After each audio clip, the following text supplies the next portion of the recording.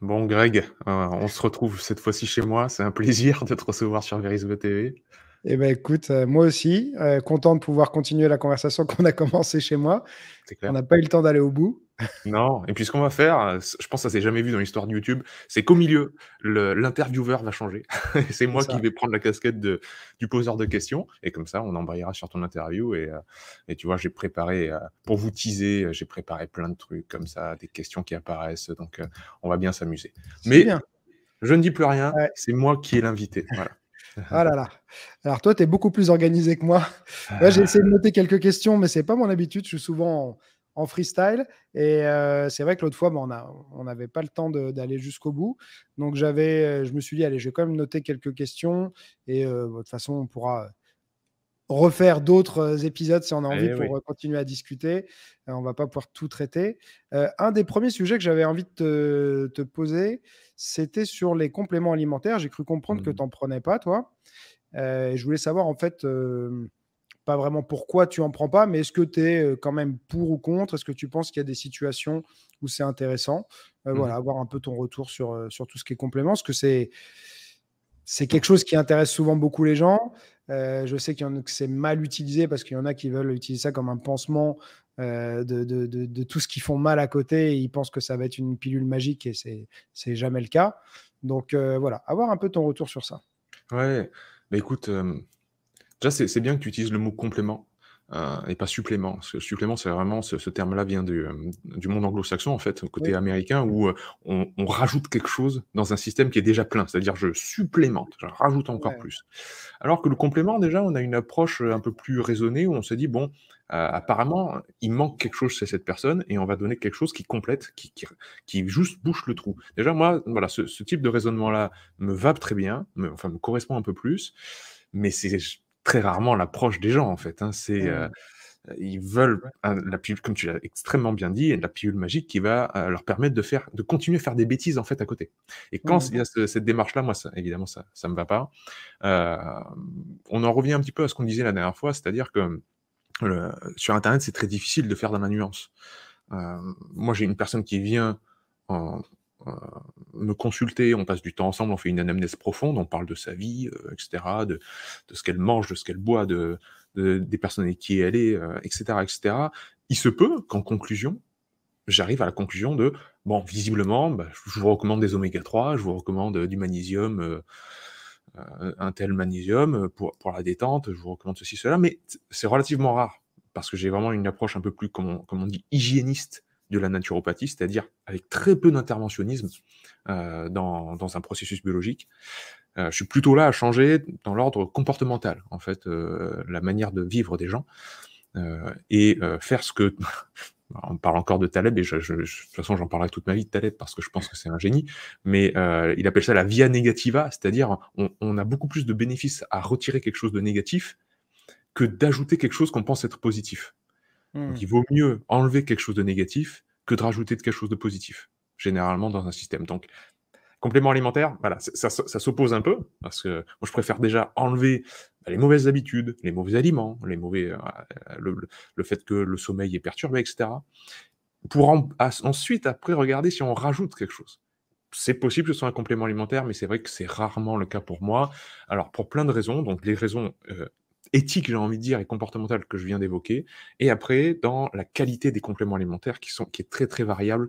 Bon, en France, c'est un peu plus les vis sont un peu plus serrées que dans d'autres pays, mais pour être, tu sais, dans mon centre de formation, il y a une dame qui s'appelle Guylaine Gerbert, qui a les laboratoires Holistica.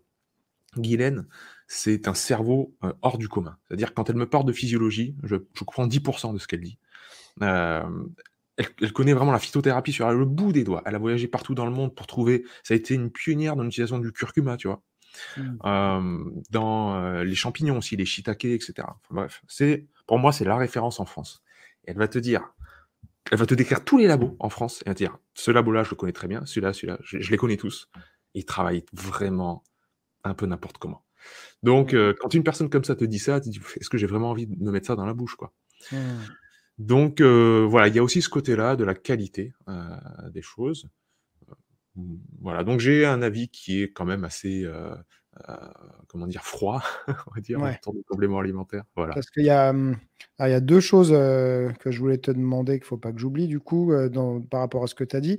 Alors la première, c'est, parce qu'il y a quand même cette croyance, en tout cas, qui revient assez souvent, que j'entends pas mal de personnes mettre en avant, on va dire pour, prêcher positivement l'utilisation des compléments, c'est que c'est très difficile, avec l'alimentation moderne, d'avoir, voilà, tous les apports de nutriments et tout ça, et que du coup, ça peut impacter le bon fonctionnement du corps. Mais du coup, toi, tu dois pas partager cette croyance-là si tu es pas pour les compléments.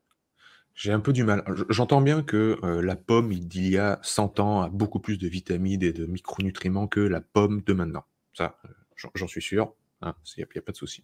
Par contre, heu, on est quand même une société de pléthorique, c'est-à-dire il y a tout le temps, tous les fruits et légumes. Je vais au Carrefour du coin, je peux manger des mangues, des ananas. Mmh. C'est la première fois dans l'histoire de l'humanité qu'on est pléthorique à ce point-là et qu'on mange autant et qu'on consomme autant et c'est la première fois de l'histoire de l'humanité qu'on a autant de carences et qu'on a autant de pathologies de la carence. Mmh. Donc à mon avis, si j'étudie le corps humain, il est hyper bien équipé pour, s'accommoder de la raréfaction, c'est-à-dire raréfaction de nourriture. On est très bien équipé pour jeûner, évidemment un certain temps, mais en tout cas on a la machinerie pour.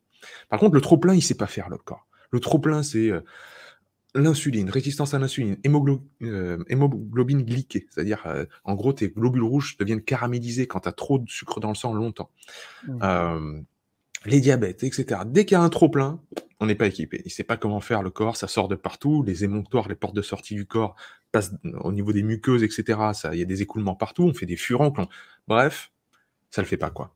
Donc j'entends ce discours-là, mais les gens en véritable carence, il y en a, ça c'est certain, mais ils sont plus minoritaires qu'on veut bien nous le faire croire pour continuer à nous vendre des compléments alimentaires. Ça, Plus je minoritaire que ceux qui sont en trop plein, quoi. sincèrement, je le pense. Mmh. OK. Intéressant comme point de vue, très intéressant. Hem, Autre chose qui me fait, alors qui était pas dans les questions que je voulais poser, mais c'est par rapport à ce que tu as dit.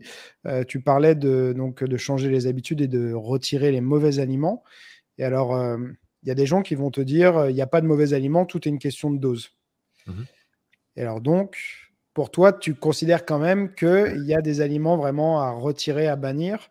Ou est-ce que tu es d'accord avec, cette phrase de dire que c'est toute une question de dosage? Alors, c'est la dose qui fait le poison, c'était une phrase de Paracels et Paracels, à son époque, il y avait pas, les intrants, il y avait pas les pesticides, les fongicides, il y avait pas, en fait, la main de l'homme avait pas encore dénaturé, bah, justement, les produits naturels. Alors dans ce contexte-là, c'était la dose qui faisait le poison, c'est-à-dire on pouvait vraiment tomber malade en mangeant trop ou trop peu, parce que là, il y avait des vraies famines pour le coup.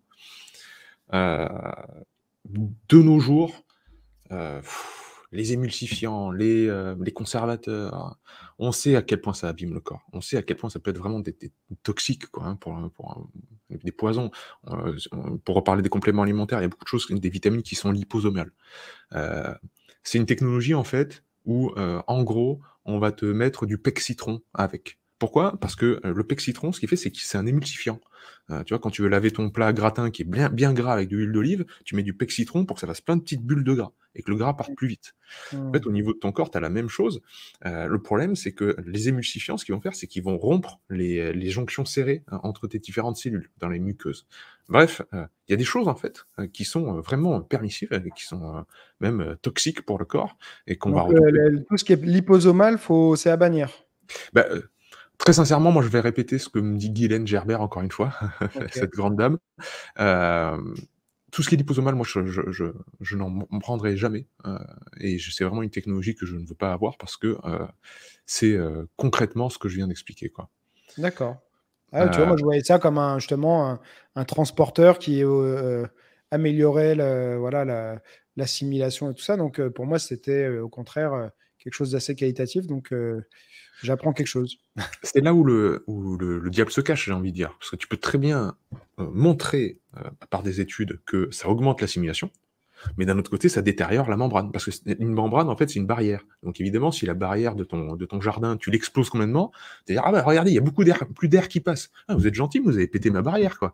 Mmh Et mh. la cellule, c'est pareil. C'est-à-dire si tu la fais exploser, tu vas augmenter son absorption, mais tu viens de faire exploser une cellule. Donc, il faut vraiment remettre en perspective les choses et ce genre d'informations, c'est important. Mais après, tu as toutes les nanoparticules, tu as tous les produits de synthèse qui posent problème. Donc, l'approche Et du naturopathe, c'est toujours quand même, c'est ce que ça veut dire, hein, nature et paf, c'est la voie en anglais, donc c'est la voie de la nature.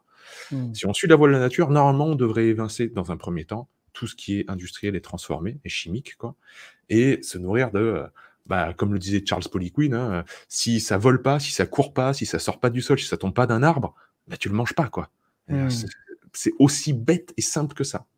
Si on suivait rien que ce principe-là, franchement, 70 des des troubles métaboliques, tomberaient en rideau, hein.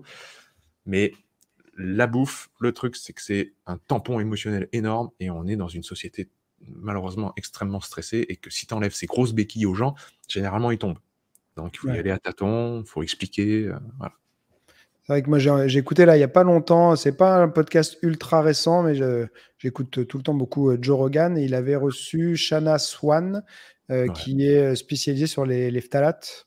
Ah oui, j'ai vu passer, ouais, mais j'ai pas écouté. Et c'est flippant.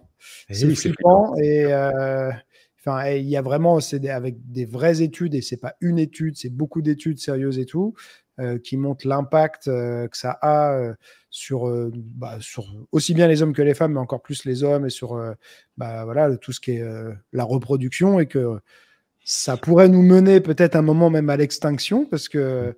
que, voilà, les taux de fertilité sont en chute, catastrophique et enfin tous ceux qui parlent anglais, je recommande vraiment d'écouter ce podcast parce qu'il est, après le problème c'est, les solutions. C'est qu'en tout cas elle explique que, tu peux faire attention, tu peux dire: «Tiens, je vais pas boire d'une bouteille en plastique et tout», mais il y a de fortes chances que en fait, même si tu prends une bouteille en verre, l'eau elle a été acheminée par des tubes en plastique et que de toute façon, c'est contaminé et il y en a partout quoi. Dès que alors, faut vraiment revenir à une alimentation, de fermiers, voilà, faut que ça passe, enfin, faut que ça passe absolument pas par de l'industrie, mais c'est Mmh. très très dur du coup. C'est devenu de plus en plus compliqué, c'est sûr. Même si, le Covid, a fait une espèce d'exode urbain où, tout d'un coup, il y a énormément de gens qui sont retournés à la nature et ont acheté, une maison à la campagne pour avoir un potager, un jardin et être, pas autonome, alimentairement, mais, au moins progresser dans cette voie-là. Alors, c'est une ouverture. Je pense que l'être humain, il changera uniquement quand il tapera vraiment dans des murs. C'est-à-dire que tout ce qu'on a vu de beau qui est né, lors du Covid, on l'aurait jamais vécu si il y avait pas eu le Covid. Oui, C'est-à-dire qu'on disait depuis longtemps: il y a il y avait des il faut partout, l'environnement, la santé et cetera. Mais tant qu'on tape pas dans un mur, en fait, les gens changent pas leurs habitudes. oui. Toujours pareil. Et là, la contrainte crée l'opportunité. Il y a une grosse contrainte et il y a eu beaucoup d'opportunités qui se sont créées dans, le lien social, dans plein de choses, dans l'entraide, et cetera. Donc ça, c'est beau. Et sans doute que, la transformation, que j'appelle de tous mes vœux, hein, mais la transformation profonde et horizontale, parce que ça viendra pas d'en haut, on le sait très bien, hein, pour changer le système, il faut que ce soit tout le monde à son niveau. Elle adviendra sans doute après avoir tapé dans un gros mur. Mmh. Et bon, c'est comme ça. Je pense que c'est comme ça, on va taper dans des gros murs dans les prochaines années, mais c'est pour faire naître quelque chose de plus beau. Donc, je pense que, le retour à la terre, le retour à une vie plus simple, mais pas moins riche, quoi, hein. C'est pas parce que c'est plus simple que c'est pas moins riche. C'est vraiment une vie épanouissante aussi, hein. Eh bien, je pense qu'elle va advenir, mais, voilà, faut être un peu patient et résilient, quoi. Mmh. Ouais, et toi tu penses que, alors attends, parce que je voulais reprendre mes questions, j'avais plusieurs choses et je veux pas perdre le fil. Parce que là on a ouais sur les aliments donc, enfin les mauvais aliments, les aliments à éviter, heu, on sait souvent que le plus dur quand même c'est aussi le taux d'adhérence à une approche diététique ou, qui est souvent compliqué et sans utiliser le mot, cheat meal parce que c'est un drôle de mot parce que c'est le repas triché, enfin c'est comme si c'était le truc interdit. Mais du coup, est-ce que toi tu crois que de s'autoriser, des écarts ou maintenir dans une dose raisonnable certains aliments, heu, «nocifs» entre guillemets, c'est quand même quelque chose de viable?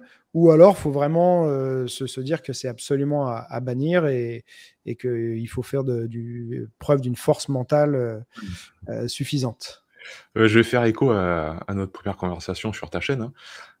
Il faut kiffer sa vie, comme on disait. Mmh. L'important, voilà, c'est si tu manges des carottes toute la journée, mais que tu le fais en pleurant et que tu es miséreux, bah, merde, c'est pas bon, hein. Ouais. Si par contre tu manges McDo, mais tu pètes la forme, tu pètes la joie, tu es un sourire, jusque-là et tu aucun problème de santé. Bon, je sais pas comment tu fais parce que Mmh. voilà, mais qui suis-je pour te dire: «Non, faut que tu changes. Faut plus que tu sois heureux, faut que tu sois malheureux». Non, mais non. Donc premièrement, je pense qu'il faut commencer par ça, et se positionner, voilà, vis-à-vis de la personne et vis-à-vis de ce qu'elle peut entendre. Après, j'ai un peu du mal avec les, cheat meals et cetera, en fait, comment on considère la chose, parce que ça voudrait dire que ce que veut vraiment manger la personne, c'est ça. Ouais. Et moi, c'est pas du tout ça que je propose. Moi, c'est, faire ce qu'on aime. C'est-à-dire, c'est qu'au quotidien, tu manges ce que tu aimes et en plus, c'est bon pour la santé.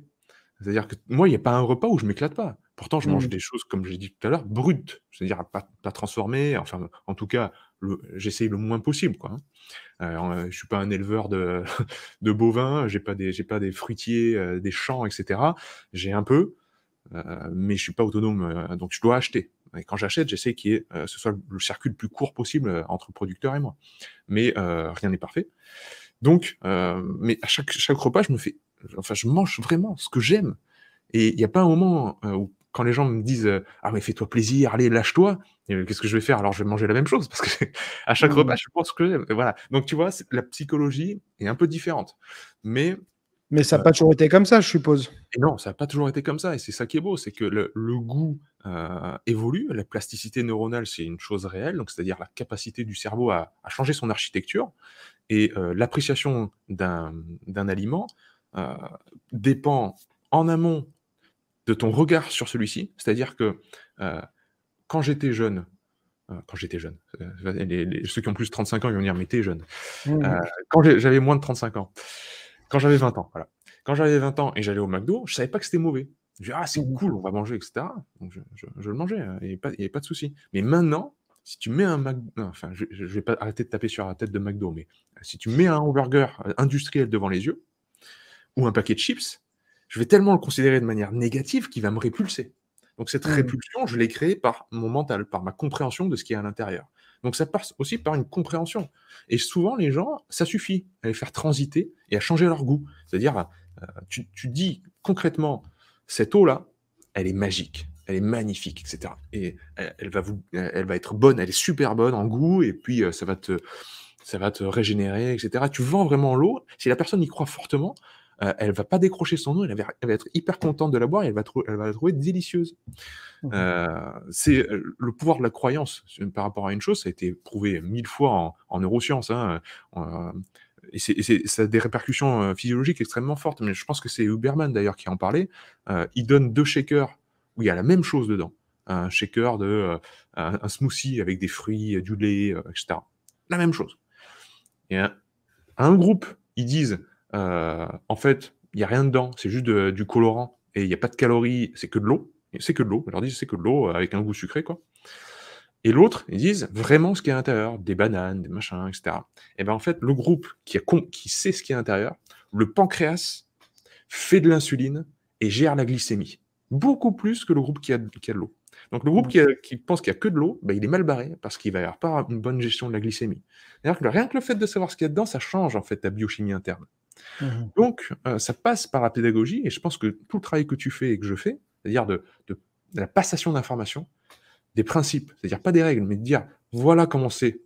Heu, Toi, tu pourrais me dire: «Voilà le principe de donner un coup de pied, de te défendre, d'une agression dans la rue, comment il faut se comporter», et cetera. Ça, c'est les grands principes. Après, tu vas t'adapter parce que chacun est différent, mais voilà les Mmh. principes. Moi, je vais te dire la même chose au niveau de l'alimentation, du corps, et cetera.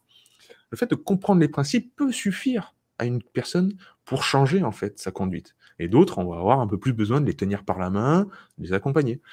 Mais voilà. Bon, bref, j'ai fait une grosse digression, mais Non, non, mais c'est bien. Mais parce que moi, ma croyance a toujours été concernant la nutrition que le plus dur, c'est pas de savoir quoi manger, mais c'est de réussir à manger ce qu'il faut en fait. Parce que en fait, c'est plus mental, tu vois, qu'autre chose. Parce que il y a cette notion, alors tout le monde ne l'a pas, et je trouve que peut-être que ceux qui n'ont pas cette notion d'alimentation plaisir, bah, c'est quelque part une chance parce que c'est plus facile de changer son alimentation parce qu'il n'y a pas de l'émotionnel à accrocher à ça. Mais la majorité des gens, et moi je me retrouve là-dedans aussi, j'ai du mal à manger quelque chose qui ne me plaît pas. C'est clair, bien sûr. Et du coup, bah, quand tes goûts sont pas toujours alignés avec l'alimentation, on va dire que tu devrais manger pour être bien au mieux et tout ça, et même que je irais plus loin que ce que tu devrais manger, vraiment, ça te débecte, quoi. T'en as absolument pas envie. C'est pas évident de changer, tu vois. Donc, c'est quoi ton approche, toi, quand tu as quelqu'un qui vient? Alors, c'est un peu différent parce que je pense que si déjà il vient te voir, il vient te consulter, c'est qu'il a déjà fait le premier pas vers le changement et que l'envie est là. Mais moi, je me suis heurté plus d'une fois à ça, des personnes qui disaient, bah, tiens, je voudrais perdre un peu de poids, qu'est-ce que je pourrais faire? Et en fait, bah, ils disent, ah bah non, je peux pas ne plus manger ça le matin. Ah bah non, ah non, attends, je peux pas abandonner ça. Enfin, en fait, tu es là, bon, ok, donc tu veux rien changer, mais tu veux un résultat différent. Je suis désolé, ça risque de pas fonctionner, tu vois. Mmh. Et il y en a qui essayent, mais au bout d'un moment, alors oui, au bout d'un certain temps, tu sais que tu vas perdre l'habitude. Et c'était mon argument aussi parfois contre cette approche cheat meal, c'est que ça va vraiment dépendre de ton rapport à la nourriture. C'est quelqu'un qui une fois m'avait dit, bah regarde, si tu veux arrêter la cigarette, mais que une fois par semaine, tu t'autorises à fumer, tu vas jamais y arriver. Mmh. T'entretiens ton addiction en fait, tu Mmh mh. vois. Mmh. Et si tu entretiens ton addiction avec certains aliments qui sont addictifs pour toi, tu n'arriveras pas à t'en défaire non plus. Donc souvent, il y en a pour qui ça va être nécessaire, je pense, de faire une coupure nette. Mais Mmh. cette coupure-là, elle est vraiment parfois, enfin, c'est presque comme de la drogue, quoi. C'est extrêmement dur de le faire. Ouais, c'est vrai. Tu as tout dit, c'est comme de la drogue et il faut avoir le même, positionnement que la drogue. C'est-à-dire que, de toute façon, les rats, les souris en laboratoire, tu leur fais choisir entre cocaïne et sucre et on a vu qu'ils choisissent le sucre, hein. C'est Mm. même plus puissant, hein. Donc il faut, comme pour la cigarette, écrire, ça passe pas par la les voies dopaminergiques par rapport à ça, passent pas par la raison. Enfin, ça passe un peu par la raison, mais c'est pas la voie, mésocorticale, c'est plutôt la voie mésolimbique. Donc c'est un peu plus de l'ordre de la pulsion. Ça, c'est pas ce que j'essaie de dire, c'est que c'est pas en écrivant sur le paquet que fumer tue et en mettant des images des gens qui sont amputés qu'on arrive à les faire arrêter. Mm. L'expérience nous le prouve. Ils continuent à fumer les gens. Donc ça marche pas. Leur Ouais. dire, ça marche pas. Ils sont au courant que ça les tue, mais ils continuent à fumer. Ce qui marche avec les addictions, avec les accros, tout, hein, cocaïne, tout ce que tu veux, c'est mettre des barrières à l'accessibilité. C'est-à-dire que, si c'est présent dans l'environnement de la personne, si j'essaye si je veux perdre du poids et que j'essaie d'arrêter de bouffer du Nutella toute la journée, bah, la première chose, c'est de plus acheter de Nutella pour qu'il n'y en ait pas dans la maison. Ça, c'est un premier truc. C'est dur, c'est une grosse étape.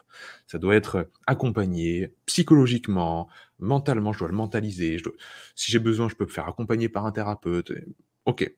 Mais c'est la première étape, c'est l'environnement qui conditionne l'être humain, hein. Le vivant, il est à l'image de son environnement, donc ça passe par là et pour reprendre l'exemple des fumeurs, ce qui marche vraiment, c'est, tu mets le paquet à 50 € et tu fais vendre les paquets de cigarettes plus dans les tabacs qui sont aux 4 coins de la rue, mais à perpète. Tu mets 4 centres en France qui sont un peu isolés dans la campagne, il va falloir qu'ils fassent de la route et qu'ils payent 50 € le paquet. Tu vas voir qu'on va statistiquement, le nombre de fumeurs va diminuer énormément. Mm. Pourquoi les cheat meals, c'est devenu tendance? Parce qu'il y a YouTube, mais à la base, les cheat meals, c'est pour les bodybuilders, hein. C'est parce que les gars, le la motivation de la dopamine qu'on met sur la nourriture, eux, ils l'ont enlevé. Ils ont tout mis ça sur le culturisme. Je veux avoir un corps de Schwarzenegger. Donc ils sont focalisés sur cet objectif-là. Ils regardent pas la nourriture. Pour eux, ça, c'est un carburant, quoi. Mm. Ça doit leur faire construire du muscle. Donc ils pourraient bouffer, des gélules, toute la journée, ils s'en fichent. Ils ont le regard braqué sur l'objectif de, «Je veux être Schwarzenegger».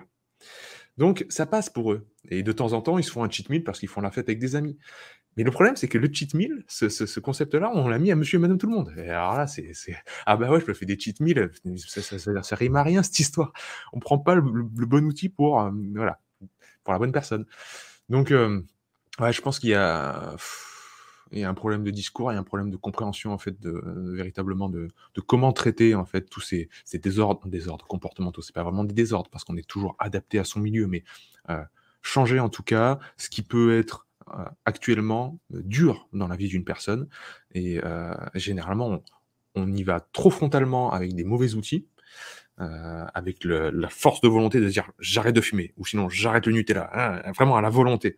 Mais ça, le problème, c'est que ça fait une friction entre ma pulsion, le système limbique, et mon cortex, c'est-à-dire ma raison. C'est-à-dire, ma raison me dit, il faut pas que tu manges ça, il faut pas que tu manges ça. Ma pulsion, vraiment des systèmes archaïques dans mon cerveau me disent, j'en ai envie, j'en ai envie. Et au bout d'un moment, je lâche. Au bout d'un moment, la raison, elle lâche et je craque. C'est pas la bonne façon de faire. Moi, au lieu de me faire du mal moi-même, je préfère passer par. Tu me demandais ma méthodologie quand une personne vient me voir. De toute façon, ça passe par la pédagogie. De toute façon, ça passe par de l'explication. Alors, comme on avait dit dans notre premier entretien, pondérer. C'est-à-dire que tu le sens tout de suite, si la personne, tu peux rentrer dedans et elle veut beaucoup d'informations et tu lui expliques. Ou tu sens que ça va pas trop passer l'information, il faut y aller mollo. Eh ben, tu lui expliques un peu. Tu lui dis, voilà, ça c'est mauvais pour ta santé. Sans doute que c'est la racine de tes problèmes, c'est la cause de tes problèmes. On va essayer de cheminer ensemble, etc. Mais ça passe par un peu de pédagogie, de toute manière. Et après, bah, c'est une négociation avec la personne. Hein. Tu vas le sentir s'il y a une force de détermination. Si, comme tu disais tout à l'heure, elle te dit, ah non, il faut que j'arrête de manger ça. Ah non, le pain ou le fromage, je peux pas arrêter, etc. Ok. Donc l'alimentation, c'est sensible. Bon, ben, on va commencer par l'exercice physique, la marche et la respiration. Et ouais, j'adore respirer, puis une fois, j'ai fait du yoga. Allez hop, c'est bon, on embraye sur ça. Et puis petit à petit, en continuant son yoga et en faisant de la méditation, elle se détache un peu du côté émotionnel de la nourriture et tu peux arriver à enlever des choses. Mais tu as raison, c'est très, très, très compliqué de toucher la nourriture d'une personne. Très compliqué. Ben, c'est devenu, souvent, il y en a qui disent que c'est un peu les nouvelles religions. C'est-à-dire que ça devient presque parfois plus compliqué et plus dangereux de parler à quelqu'un de nutrition, d'alimentation que de parler de politique. Donc, c'est bon, voilà. Mais c'est vrai que parce que c'était encore dans un podcast, je crois, de Joe Rogan, peut-être, mais qui disait que bah, tout le monde mange. Donc tout le monde a l'impression de s'y connaître en alimentation parce que c'est quelque chose que tout le monde fait, contrairement à une expertise particulière que tout le monde ne va pas avoir.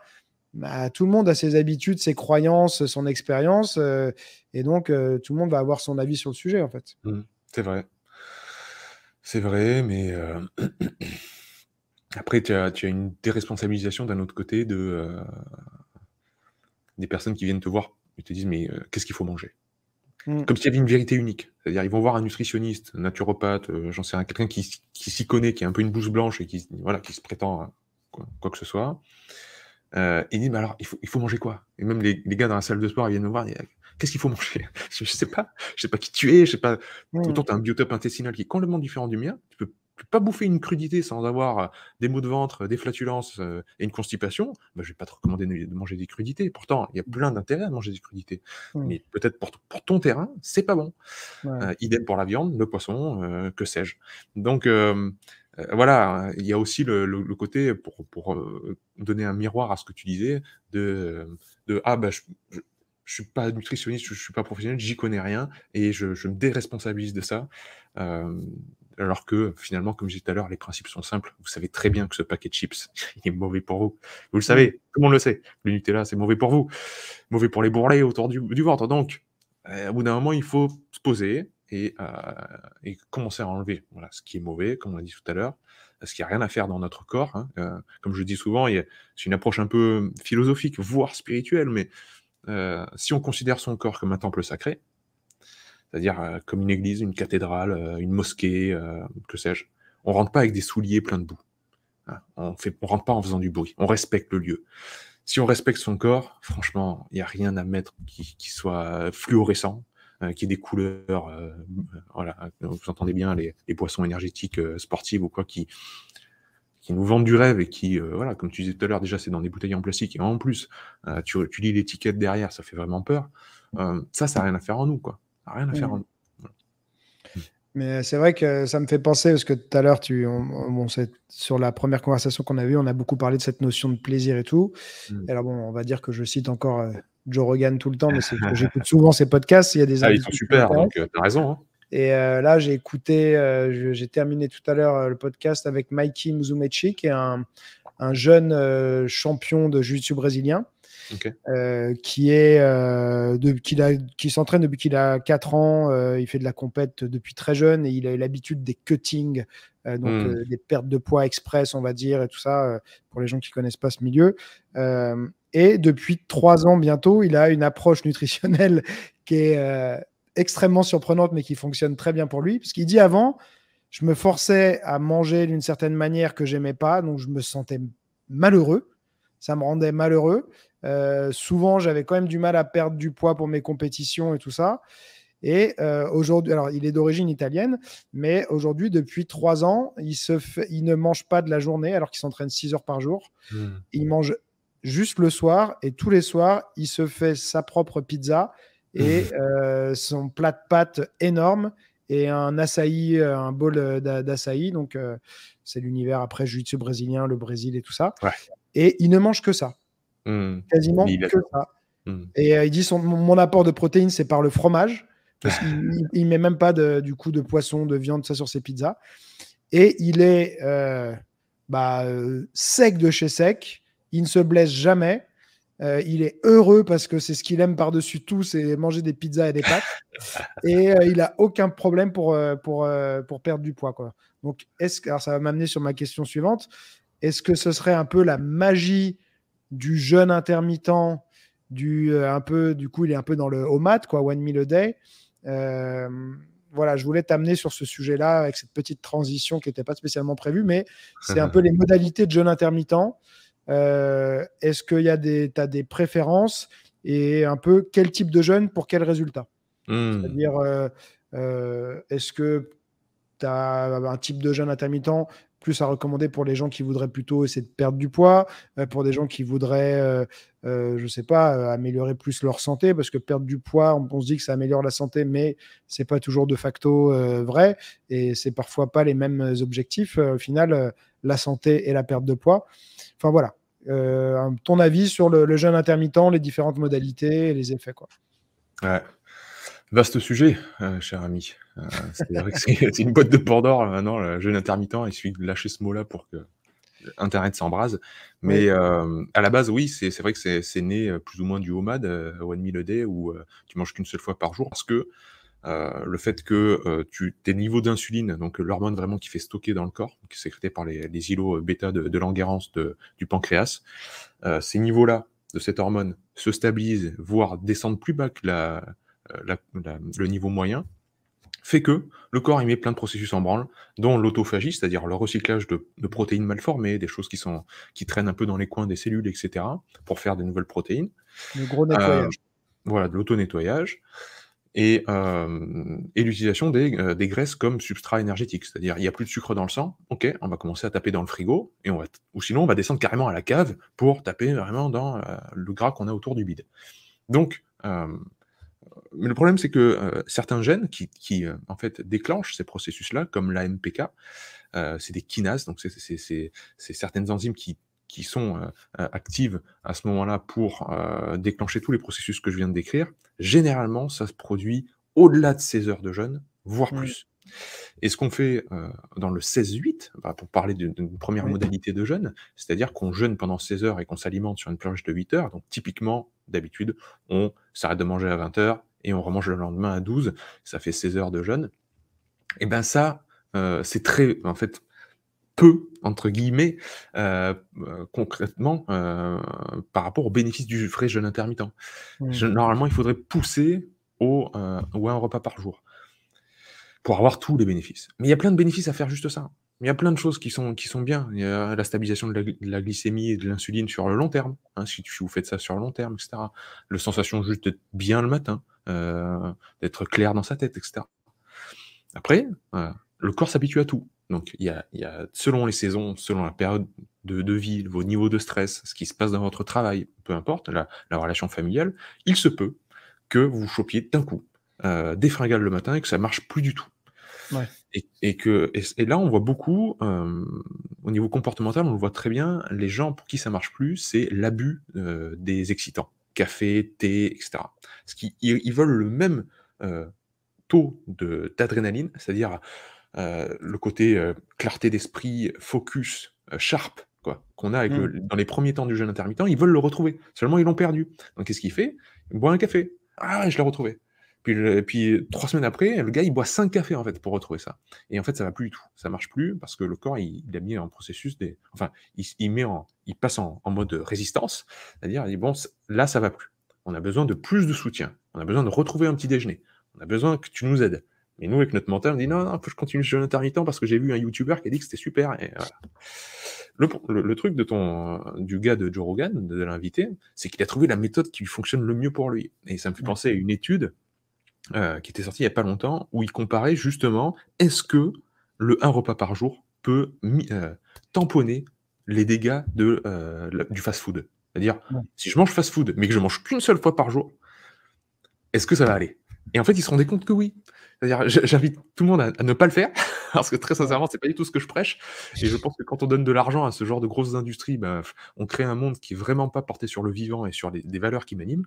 L'étude, il y avait une étude il y a quelques années, ça remonte à 2-3 ans, je pense, qui montrait vraiment que, bah ouais, en fait, tous les processus bénéfiques de la phase de jeûne annuler dans quelque manière les mauvais effets du gluten, du machin, et cetera, et que la personne finalement elle se portait bien. Bah, surtout Plutôt que que lui, dans le il se fait ses pizzas, donc il va s'acheter ses fromages oui, en plus, donc c'est un peu importés mieux. d'Italie. Il a son four à pizza. Alors, D'accord. il dit qu'il fait pas lui-même sa pâte parce qu'il a souvent pas le temps.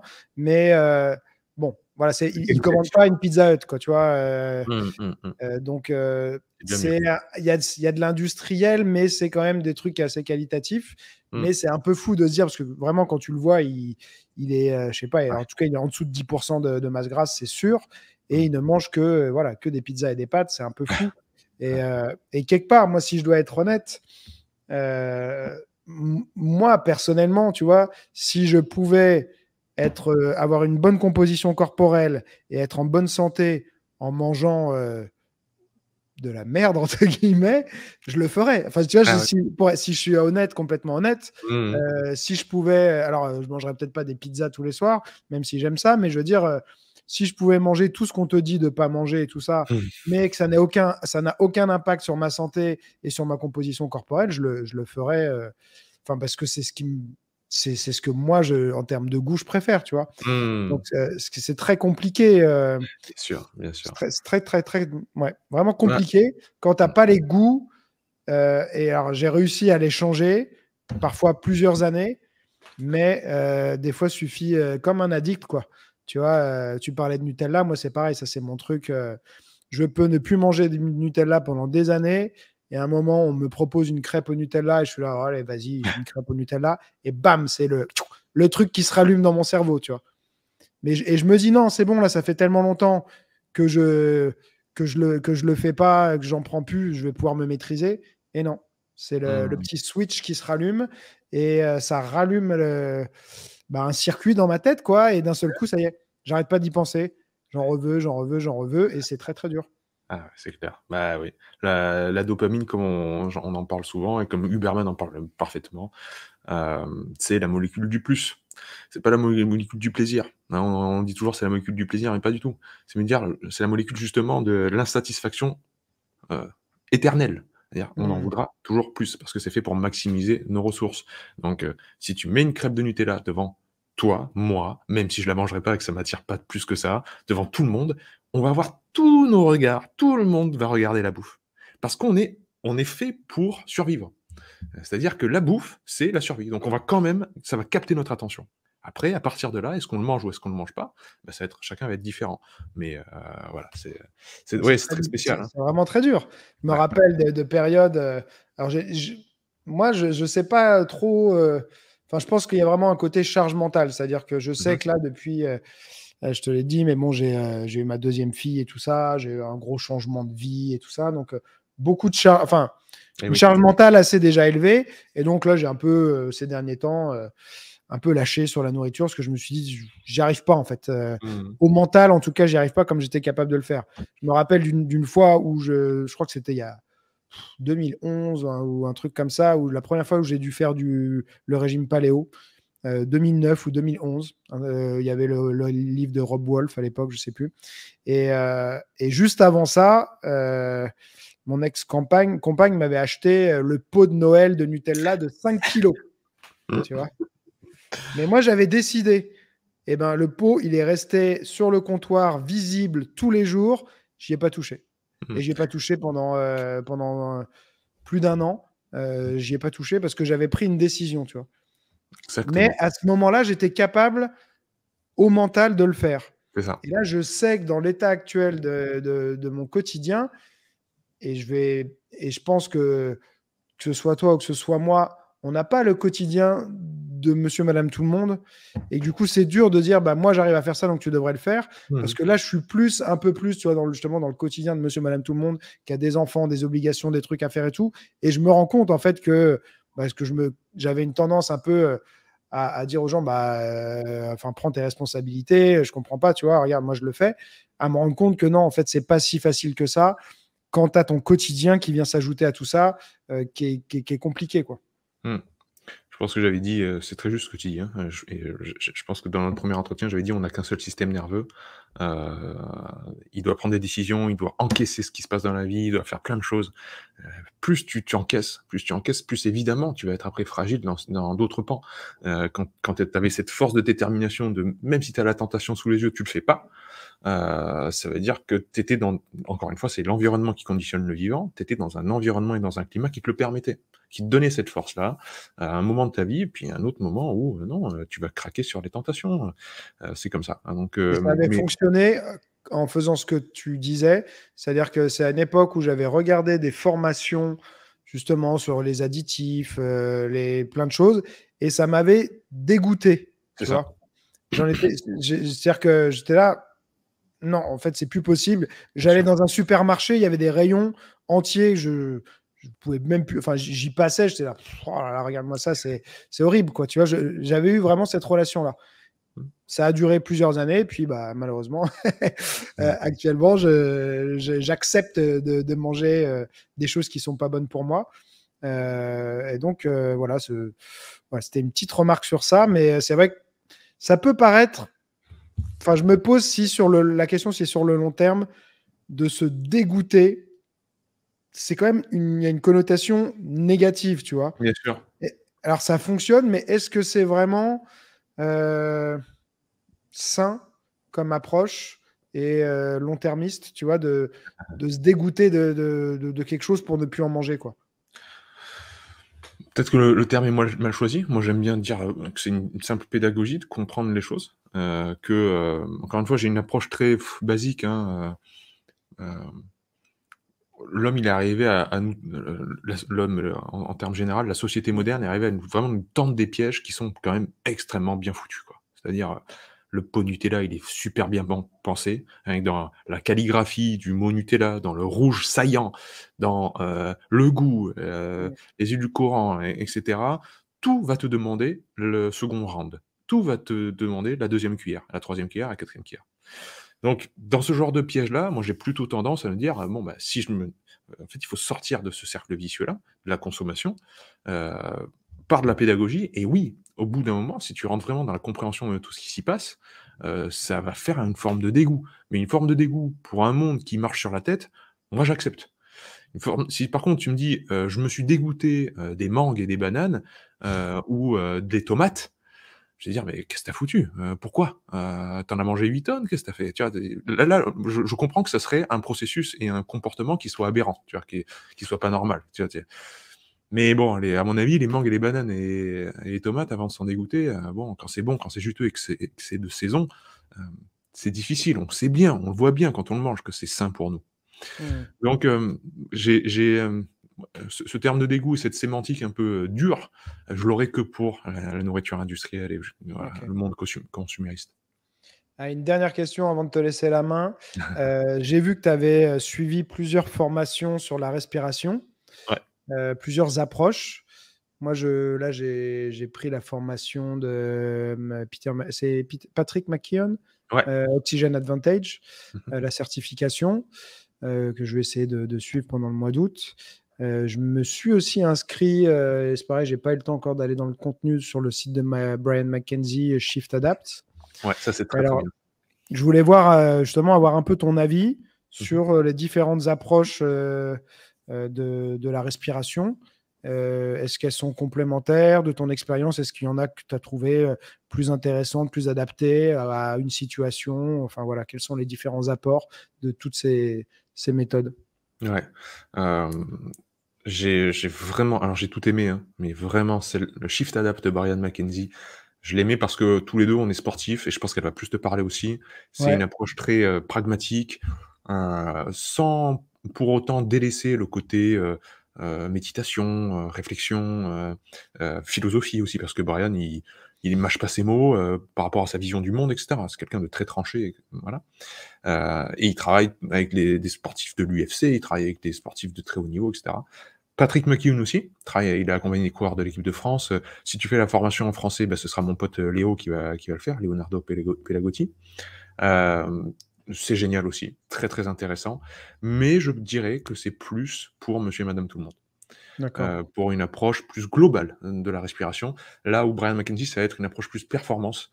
Euh, Comment faire pour trouver ses vitesses de respiration? Comment faire pour faire travailler un sportif en endurance, un powerlifter? Heu et ce qui est très bien, c'est que leur plateforme, c'est, en fait une sorte de plateforme privée où tu as du contenu tous les jours, des nouvelles vidéos tous les jours, des webinaires avec des experts. Alors il y en a un que je te recommande vraiment, c'est Louis, il parle comment ils avaient appelé ça déjà? La molécule du stress, donc le CO2, et ils avaient fait venir quelqu'un de spécialiste de l'amygdale. Donc tu sais Ok. la formation dans le cerveau qui gère la reconnaissance des dangers et de la peur. Alors là, c'est génial parce qu'il y a 4 ou 5 experts autour de la table, enfin c'est une réunion Zoom, et ils échangent. Ils disent: «Ouais, ouais, nous on a fait respirer du CO2, il s'est passé ça dans le cerveau et cetera». Et c'est passionnant quoi, et vraiment il y a des tables rondes comme ça entre experts. C'est une super plateforme, donc voilà, les 2 sont très bien, un peu différentes mais complémentaires. Ok. Et est-ce que du coup, toi, t'en es au point où tu te mets de l'adhésif pour dormir Ah, ça fait longtemps ça, hein. Je pense que j'ai Ouais, dû faire, 6 mois largement, sans broncher quoi, et maintenant en fait, j'en ai plus besoin. C'est-à-dire que je me réveille plus avec la bouche sèche, pâteuse, il y a plus de traces de bave sur l'oreiller et cetera. Je sais que je respire par le nez toute la nuit quoi. Mais d'accord. c'était très rigolo de le faire au début et c'est vrai que ça change bien le sommeil. Heu, Moi c'était, j'ai pas trouvé, enfin comment dire? Le gros point positif, c'était, le réveil, énergétisé, quoi. Je me réveille, je suis pas cassé, je bâille pas, je me réveille vraiment, alerte, rapidement, et ça, je trouvais que c'était assez fou. Voilà, donc ouais, c'est top. Est-ce que c'est compliqué? Donc, la recommandation globale, c'est de respirer d'une manière générale quasiment tout le temps par le nez. En tout cas, quand on est comme ça, pas en activité et cetera, normalement, notre mode par défaut, ça devrait être la respiration nasale. Parce que McKeown, il avait l'air de dire même que lui, même à l'effort, il recommandait la respiration nasale. Mmh. Enfin, je dis pas que c'est pas possible, mais je vois que par exemple pour les sports de combat, alors tu peux expirer par le nez, tout ça, mais quand tu vas chercher une respiration plus ventrale et tout, euh, alors je suis pas sur le côté karaté avec le kiai où mais il y a des moments, moi en tout cas, je sais que j'ai besoin un peu de grogner, tu vois. Mmh mh. Et ouais, par exemple, à une époque, je m'entraînais avec un truc de basse rutaine là où tu te Ouais. mettais pour vraiment restreindre ton apport d'oxygène, pas à l'expiration, mais que à l'inspiration pour faire travailler tes muscles respiratoires.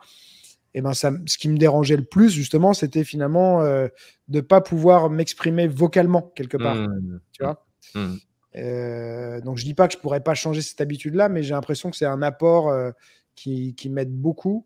Mmh mh. Et voilà, je me posais la question de voilà, est-ce que c'était vraiment un non définitif? Faut jamais en tout cas, pour être dans des conditions optimales, respirer par la bouche, quoi.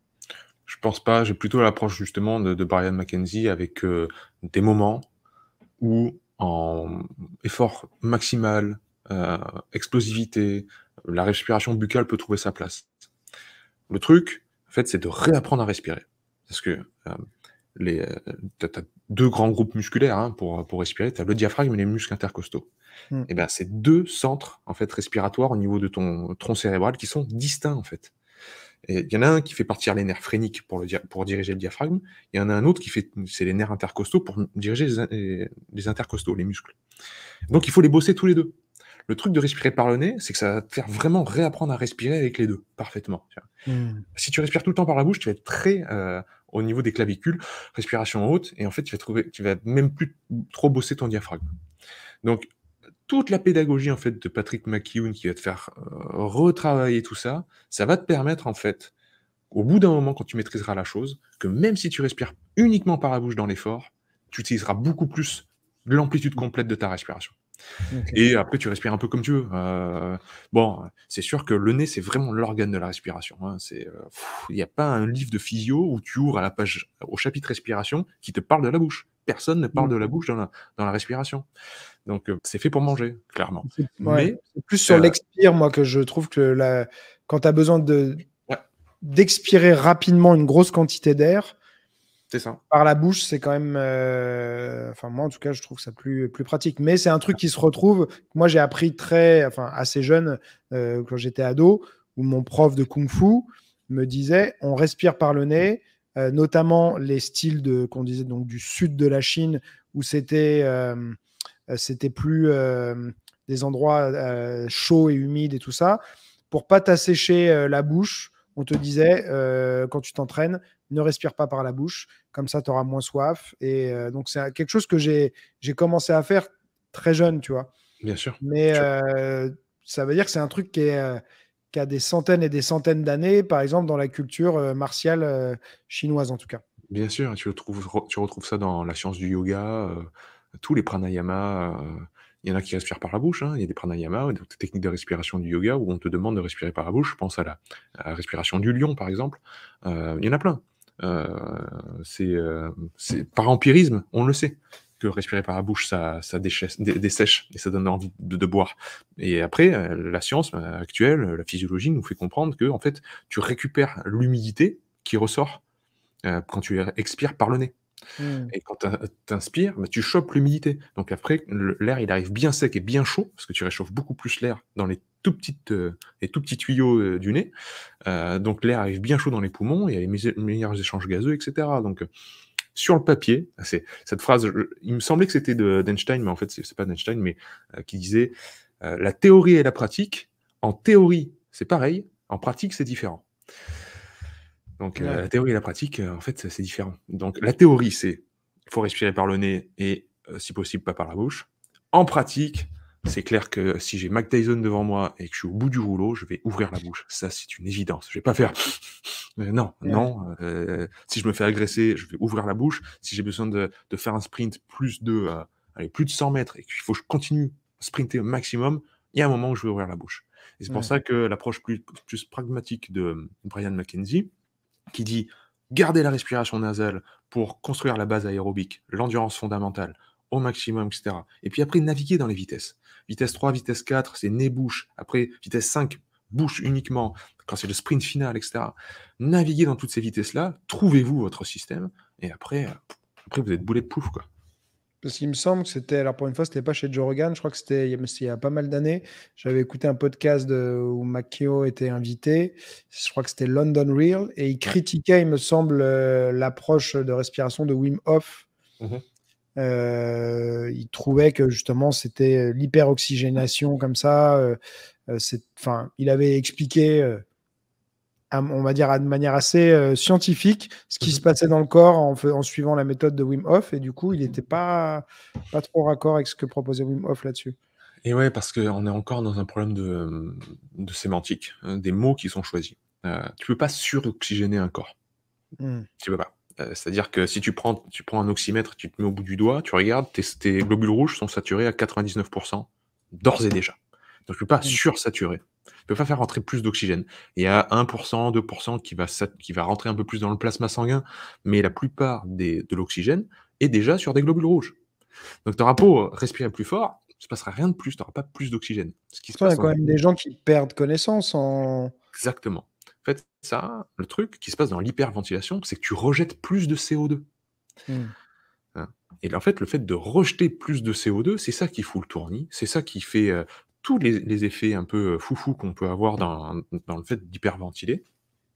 Parce que le CO2, ça s'appelle l'effet Bohr. Le CO2, c'est lui qui gère, entre autres, la désaturation des globules rouges en oxygène. C'est-à-dire que c'est grâce au CO2 que le globule rouge, gentiment, il va relâcher son oxygène pour que les cellules respirent. Si tu as Mmh. pas de CO2 dans le corps, les globules rouges gardent jalousement l'oxygène sur eux et les cellules respirent pas. Donc c'est important D'accord. d'avoir un bon taux de CO2. Le truc, c'est que le CO2, si on s'en débarrasse complètement, il va se passer plein de phénomènes du genre, je sais pas si tu as pratiqué un peu Wim Hof, mais tu as le syndrome du T-Rex où Mmh. tu as les mains qui se recroquevillent, tu as un peu la tête serrée, même tu peux un peu voir les étoiles, etc. Parce que le CO2, c'est un vasodilatateur. C'est-à-dire, il ouvre les tuyaux, il ouvre les capillaires, les veines, les artères, etc. Donc, si ça fait une vasoconstriction parce qu'il n'y a plus assez de CO2, on fait plus de vasodilatation, il n'y a plus de sang dans les mains, on se recroqueville, il n'y a plus de sang au niveau du crâne, on commence à avoir des rêves et à avoir des étoiles. Bon, bah, on peut tomber amoureux de ce côté un peu euphorique, mais après, il y a des bons côtés, hein. Ça t'aide à gérer des situations à haut taux d'adrénaline, hein, parce que c'est ça, en fait, l'intérêt de la méthode Wim Hof, c'est de te placer dans un moment de stress contrôlé. Ça, après, ça te permet, si tu rentres dans un bain froid, eh ben, de mieux te gérer, etc. Mais je comprends totalement l'approche de Buteyko et donc de Patrick McKeown, qui dit ouais, mais les gars, au niveau physiologique, vous expliquez pas le bon truc. Parce que vous dites que c'est de l'hyperoxygénation, mais c'est pas ça, c'est plutôt Mmh. le CO2, etc., etc. Donc je pense qu'il voulait vraiment faire un point en fait sur la compréhension, l'interprétation en tout cas qu'en font les gens. Voilà, de la méthode OK. Wim. Super. Eh ben, écoute, maintenant, inversion Ah, des rôles. inversion des rôles, changement. On a fait plus longtemps que prévu, mais désolé. Bah non, non, non, c'était super. Bah, en tout cas, merci beaucoup, Greg, pour toutes tes questions. C'était une super échange. Bah, alors je les pose avant tout pour moi, hein, mais j'espère que ça, Ah, les questions qui m'intéressent intéresseront les autres aussi. ouais, j'espère Mais aussi. voilà, c'est des sujets en tout cas moi qui m'intéressent et comme tu as des connaissances dessus, bah, je te pose des questions. Bah, c'était cool. J'ai passé en tout cas un très bon moment. Mais hop, maintenant, Verisme TV et re-bienvenue à Gregotte TV. Et donc, Greg, arts martiaux, préparation physique et transmission. Et ce dernier point, il me tient vraiment à cœur. J'ai envie qu'on en parle aujourd'hui, justement. Euh, on va parler justement de ce parcours, je crois, depuis 2006 sur YouTube, c'est ça que j'ai vu? Ouais. Ah, ça Ouais, remonte. 6 mois après l'ouverture de YouTube, j'étais dessus. Alors c'était un peu le hasard, quelque part, mais voilà, j'ai ouvert mon club en 2002 et puis, bah, j'ai dû un peu tout faire, par moi-même parce que quand tu commences, tu as pas trop les moyens financiers, pour te faire aider.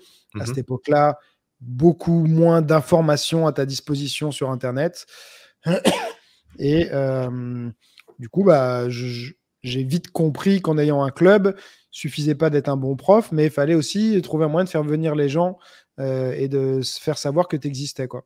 Ouais, Et donc, bah, YouTube, dès le début, même si c'était un peu des vidéos de chats et des blagues et des trucs comme ça au début, moi, je m'en suis servi pour faire des clips. Au départ, c'était pas du tuto, des clips où on montrait voilà, ce qu'on faisait et tout ça pour donner envie, quoi. d'accord. Voilà. Et tu as eu j'entends bien le fait de se faire connaître, mais tu as eu, tu vois, comme j'ai mis sur le bandeau, un besoin de transmettre. Ce Ouais. truc de la transmission.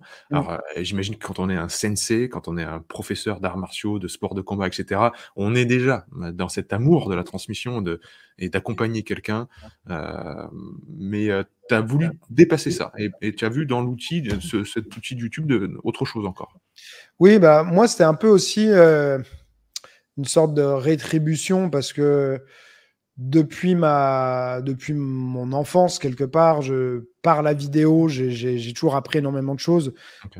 que ce soit dans des films, dans des séries, plus tard dans des tutos, dans des VHS et ça, dans les livres aussi. Mais la vidéo, comme moi, c'est quand même quelque chose dans les arts martiaux, les sports de combat, c'est des choses qui se transmettent plus facilement visuellement que par écrit ou même que par des photos statiques. J'ai des trucs que j'essaie d'apprendre en kung-fu. Tu as la position A, la position B et tout, mais en fait, bah, des fois, tu sais pas entre la A et la B c'est quoi la liaison, tu vois. Donc, la vidéo, c'était vraiment le média parfait pour ça.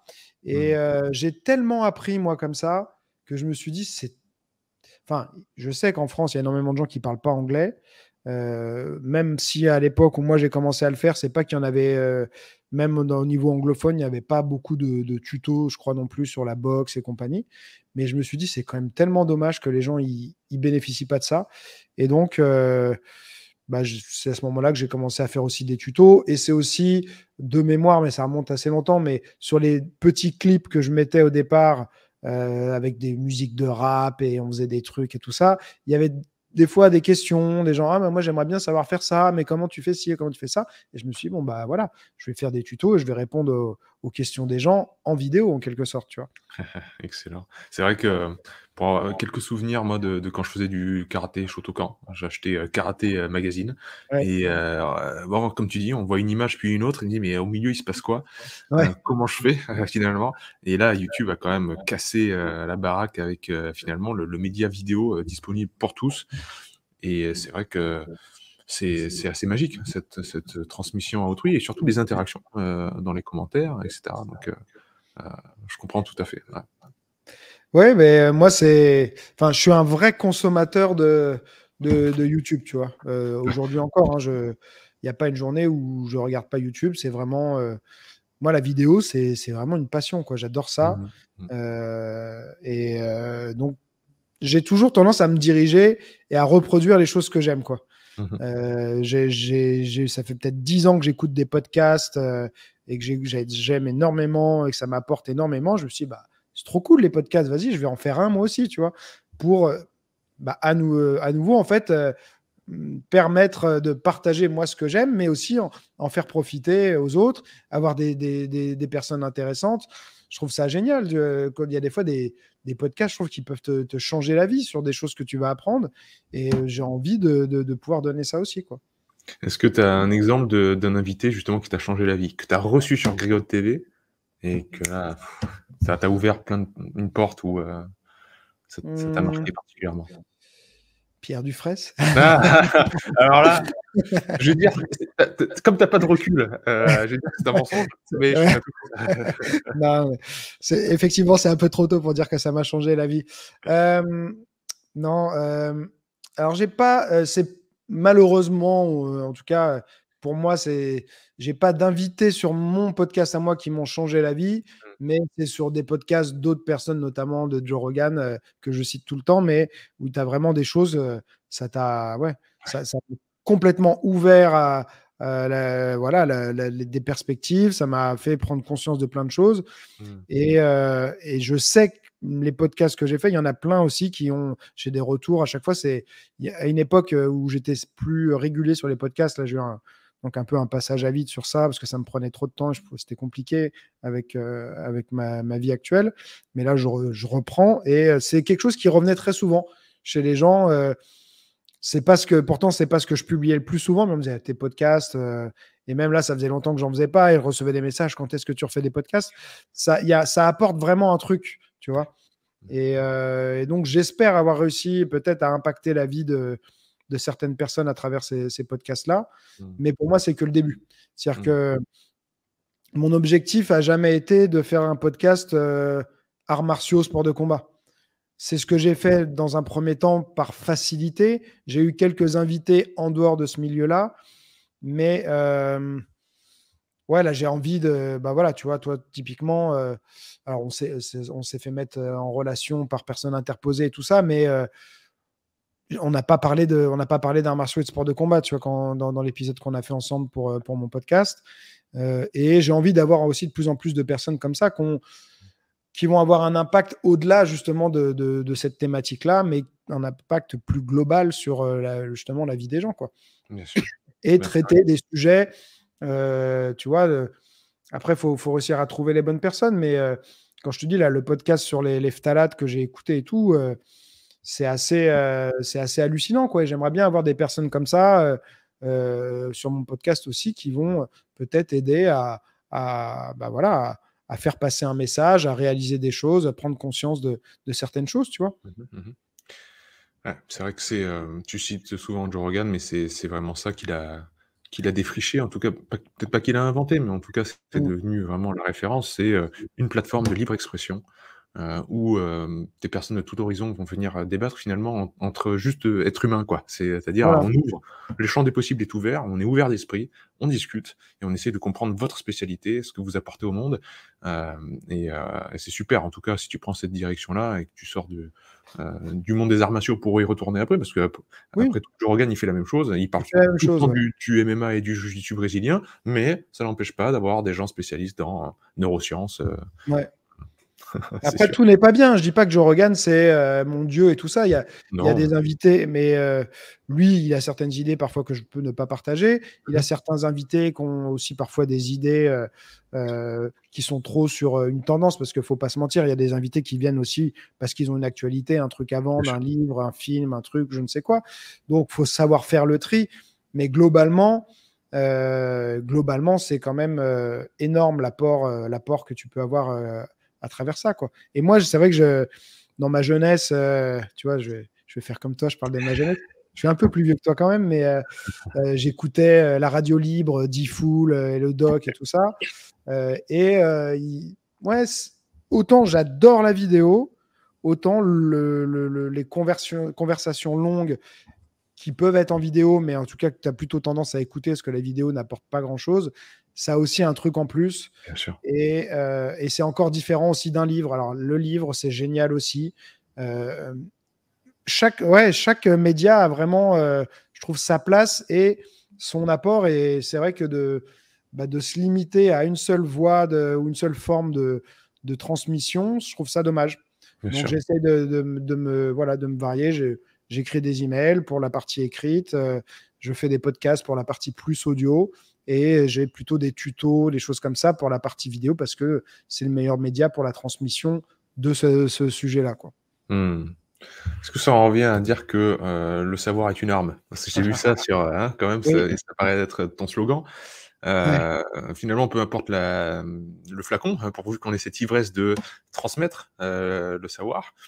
Alors comment s'en servir à bon escient et rendre les autres forts? Parce que, heu, être fort pour être utile, c'est une phrase qui m'accompagne, énormément. Finalement, si tout cheminement personnel, j'ai l'impression, hein, n'est pas porté au bout du compte vers autrui, si on fait tout ça pour soi, en gros, bah, c'est un peu caduc, quoi. Et je trouve que dans le partage et dans la transmission, il y a le fait de rendre l'autre, un peu plus fort. Pas beaucoup, pas forcément beaucoup, mais en tout cas l'impacter d'une manière positive qui nous appelle énormément. Mais comment faire pour que ce savoir, il reste, une arme dans le bon sens du terme? Bah, je pense que c'est les intentions qui sont derrière qui font vraiment la différence. Mais je sais que, alors le savoir est une arme, moi j'aime bien, c'est quelque chose, c'est pas du tout moi qui l'ai inventé, hein, c'est quelque chose d'assez vieux, mais je trouve que dans ma thématique des arts martiaux, des sports de combat, ça prend encore plus son sens parce que tes points, les connaissances que tu vas avoir, la manière que tu vas savoir de les appliquer, ça devient littéralement une arme si tu es en opposition à quelqu'un. Et je trouve que les gens ont tendance en fait à, tu sais, tu as la période un peu où tu progresses vite et tout ça. Et puis après, en fait, ils cherchent plus vraiment à apprendre.